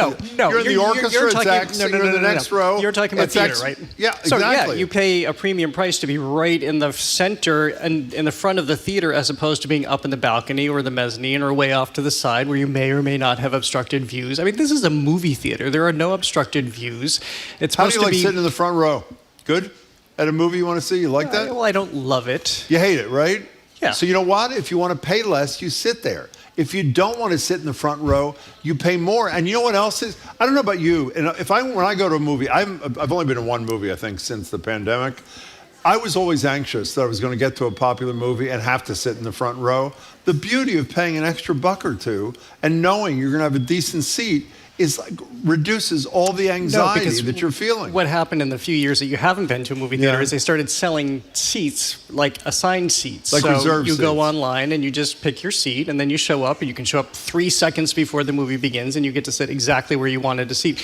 Elijah Wood, of all people, weighed in on this, and he described how the movies are supposed to be just a democratic realm where you walk into the theater, and we're not suddenly going to turn it into a class system where if you have more money, you can have the best seats. I know that's the way of the world and a lot of other places, but we're talking about movies here. But why, I'm sorry, I don't mean to be difficult. Why is a movie theater, other than that ridiculous thing you just mentioned about one seat balconies over, why is it any different from any other place where you go to see a performance? By the way, if you go see, well, they're free, so forget that. Yeah. If you go to BSO, I assume you know, if you go to the BSO, depending on where you sit, you pay more or you pay less, Jared. Is that correct? But there it's dramatically different, I would argue. So yes, it might be dramatically different if you're sitting in the front row, but the way they've structured this, it's only a few seats away in the middle section where you could be paying more. And it just, first of all, hardly anybody's going to the theater anyway. And I've gone a number of times since the pandemic changed things and we've reopened, and a couple of times I've been the only person in the theater. I have no idea how they think that this is going to incentivize anyone to go to the theater. And let me also say, please, we're going to call out AMC here because I went to a screening there the other night, and if you're going to charge more, at least clean the theater, because I sat in my seat and I couldn't even put my arms on the armrest because there was sticky Got a lot of slime. applause. Thank you very much. I actually like the slime. I like sliding into my seat.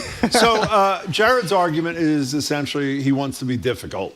My argument is, it's like everything else. I want to be You pay for democratic. better seats, you pay less for crappier seats. And by the way, you raised another issue we should put on the table here. Is there people even going to the movies? I've seen one movie since the pandemic started 3 years ago. And it's not just because I'm scared to go, which I am to a degree. I wore masks through the whole thing. But I have to say, unless you're seeing like an extravaganza where you absolutely have to be with other theater goers because of the fun of everybody reacting, whatever reacting, I am totally fine paying a few bucks to see a movie on my couch and being able to stop it when I want, being able to go to the refrigerator when I want, and that sort of deal. This is what most people believe. So why do you make it more, why you being the movie theaters, why make it more difficult to go to the theater? Why make it more challenging or more obnoxious to go to the movie theater when most people are weighing that and thinking, well, I'll just sit home where I can download it for free? Well, let me just say something to you where I think, again, it speaks to the failure of your argument. When I watch a movie at home and I invite people over, if they want to sit on the couch with me, it's $7. Yeah. If they want to sit off in a chair at the side, it's only $3.50. So we have the same sort of thing. $7. I went to your home and you charged me $40 as a club charge. Well, that was just in the to orchestra. get cover charge. That was in the orchestra, right? 877-301-8970. How do you feel about this tiered pricing at movie theaters? Jared doesn't like it. I'm not crazy about it, but I understand it and I think it's fine. But secondly, does anybody even go to the movies in a post-pandemic era when virtually everything is streaming, and a lot of things are streaming just as quickly as they are in the theaters, even though the movie producers are trying to back off that a little bit. The first movie I saw out of the pandemic was Death on the Nile, the Kenneth Branagh directed film. I went to the movie theater. I was the only one in the theater. They should have charged me, $400 for renting out the theater just for myself for a private screening? No, people are not going to the movies, but people are going to the theater, are they not? They are going to the theater. Yeah. Yep. 877-301-8970. Someone texted, do you get a refund if you have to sit behind someone who is 6'5", which is what I am. When I don't have back problems, I'm 6'5". I'm only 6'3" today. But you know what I do as a courtesy? I've been to the theater with you. I actually slink. No, I'm not going to talk about you not liking someone eating next to you. I slink down in my seat as best I can. What's that disease called that you have? What's that? Misophonia. And what does misophonia mean? It's when the sound of people chewing around you drives you insane. Yeah. Okay, so I would pay $7,000 to have a bubble around me where nobody can eat food. Eating? Yeah. Yeah, what do you think of people that have that misanthropia, or whatever it's called? Misphonia? What's it called? It's Kelly Ripa. That's like Jamie eating his you lunch, can eat right? soft food next to me. That's okay. But you can't eat Fruit Loops or something that's going to crunch. Okay, we're talking too much. Let's get the calls moving here. 877-301-8970. Two questions on the table. This tiered pricing for movie theaters, is AMC plans to implement it every theater by the end of the year or something like that? Yeah, they've already started. They have started. And secondly, are you even going to the movie theater, or for reasons of public health, or because you're comfortable on your couch, you have decided not to do that kind of thing? They're screening the calls, so we got to talk for another second here. Do you have anything else to say? Well, you have a better argument on this or not? No, that's it. It should be democratic. Elizabeth Banks, she doesn't believe in it either. So I mean, Elizabeth Banks I care a lot. I mean, I wake up every day and I think I'm only going to do what Elizabeth Banks. WWCBS. What would Chris? Where's the C in there? What's what would her first Elizabeth name? Banks do? Elizabeth, EB. I got this wrong. Let's go to Chris in Hingham. I'm tired. My back hurts. What can I tell you? You see unicorns prancing around the studio. Chris from Hingham, you're next on Boston Public Radio. What's your deal? I just think that, first of all, I'm a long time, first time. Thank you. You guys are great. Thank you. And I, surprisingly, Jim, I normally agree with you, but Jared has a point here that there are very few things left in our society that are where we're not separated by socioeconomic splits. And I just think the movie theater is one place that should just remain, just get your popcorn and sit down. But Chris, don't you? I mean, you both are saying this is the last bastion of egalitarianism at the movie theater. I mean, really? I mean, there's, I don't know. Well, you're an honest man. Chris, thank you for the call. We really appreciate that. 877-301-8970.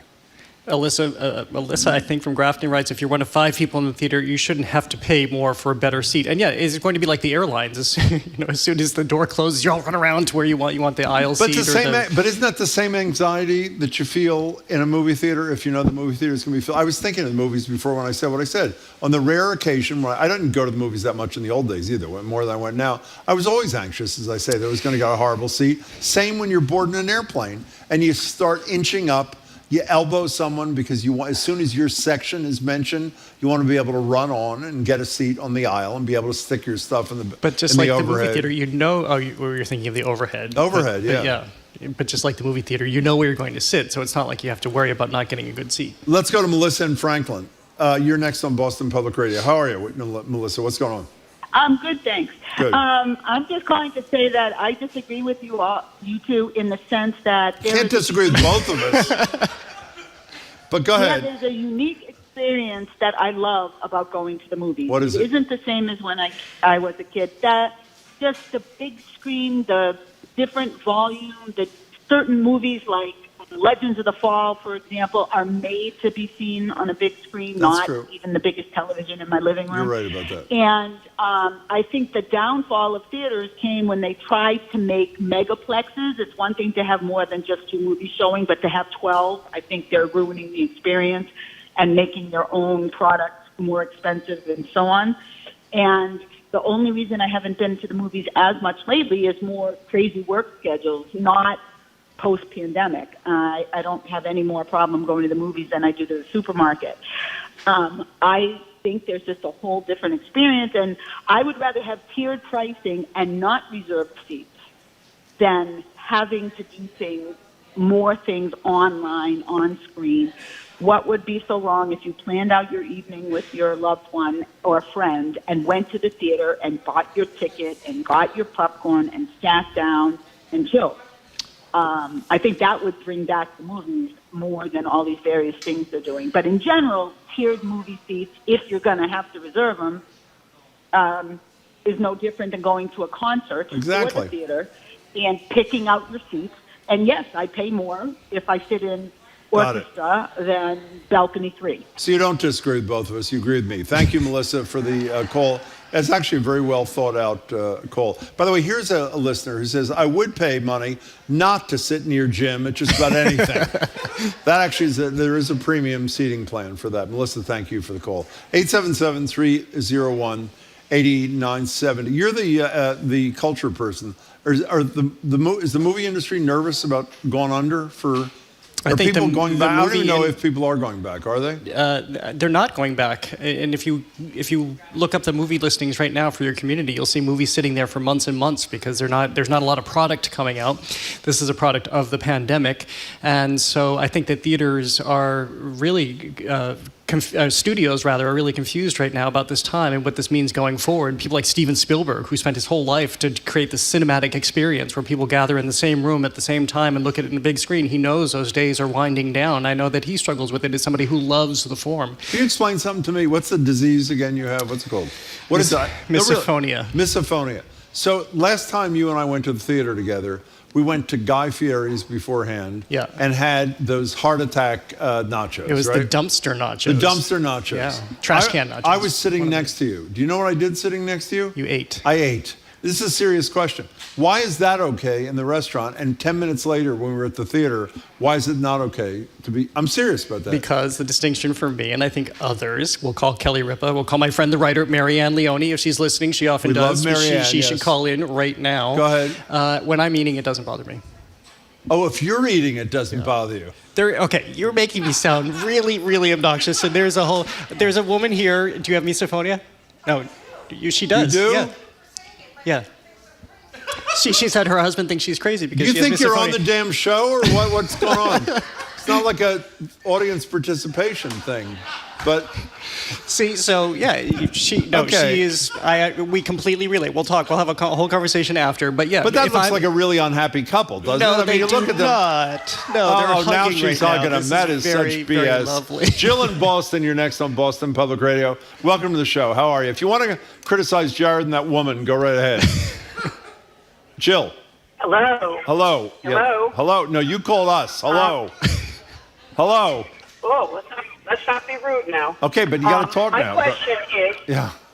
My question is, well, I'm in the car and I couldn't tell whether or not okay. I had to shut the radio off. Sure. I want to know who's going to monitor the seating.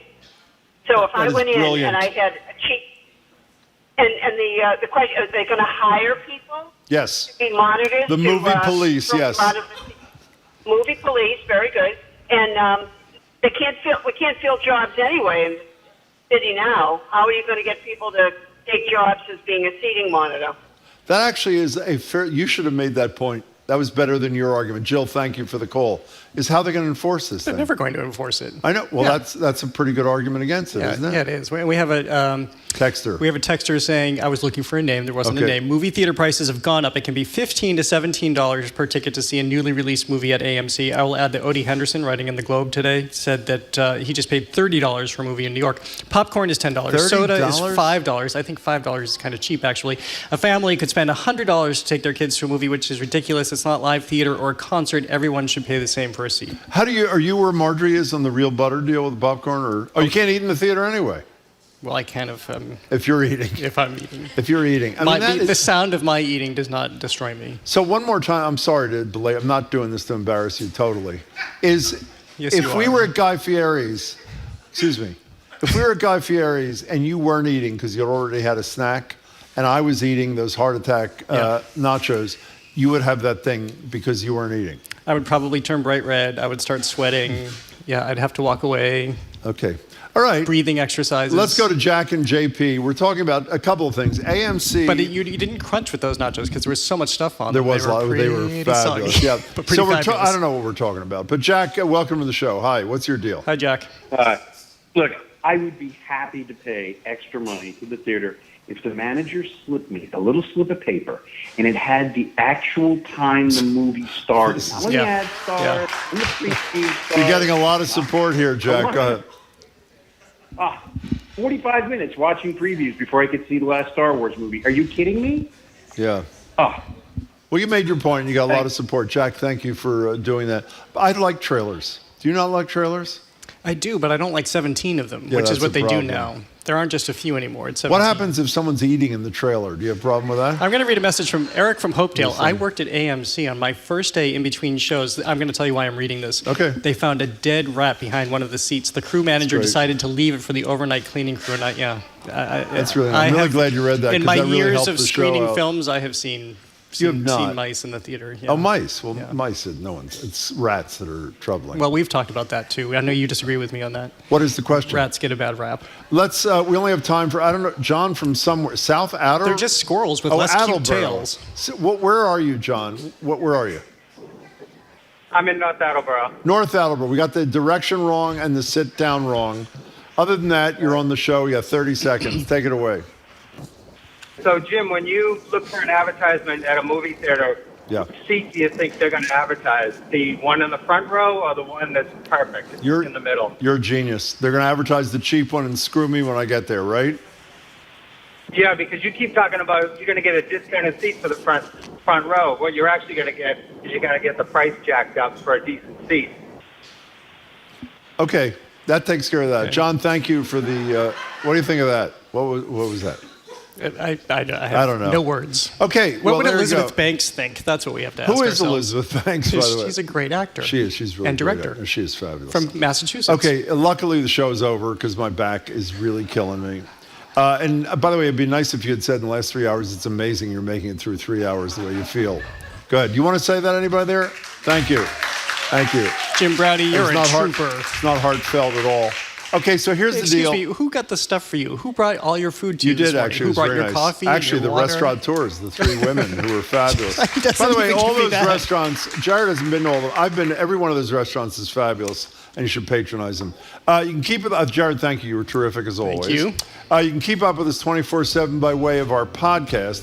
We're on tape Monday for the holiday, bringing you some of our favorite conversations. Since UFOs and spy balloons are all the rage these days, it's a bit of a space-themed show. NASA scientist Lee Feinberg, NOVA filmmaker Terry Randall about the NOVA documentary on the great James Webb Telescope called Ultimate Space Telescope, dream researcher Deirdre Barrett, and the Black Hole Symphony, a project out of the Museum of Science. Our crew is Zoe Matthews, Aidan Connolly, Nicole Garcia. Our engineer is John the Claw Parker. Brian Bell is on the board. Our executive producer is Jamie Bologna. Special thanks to our BPL team, Sai Patel, Evelyn Brito, and Cullen Cockrell. Thank you all for coming. We really appreciate it. Have a wonderful weekend, Jared. You're fabulous as always. Marjorie, we miss you. She'll be back on Monday. See you soon.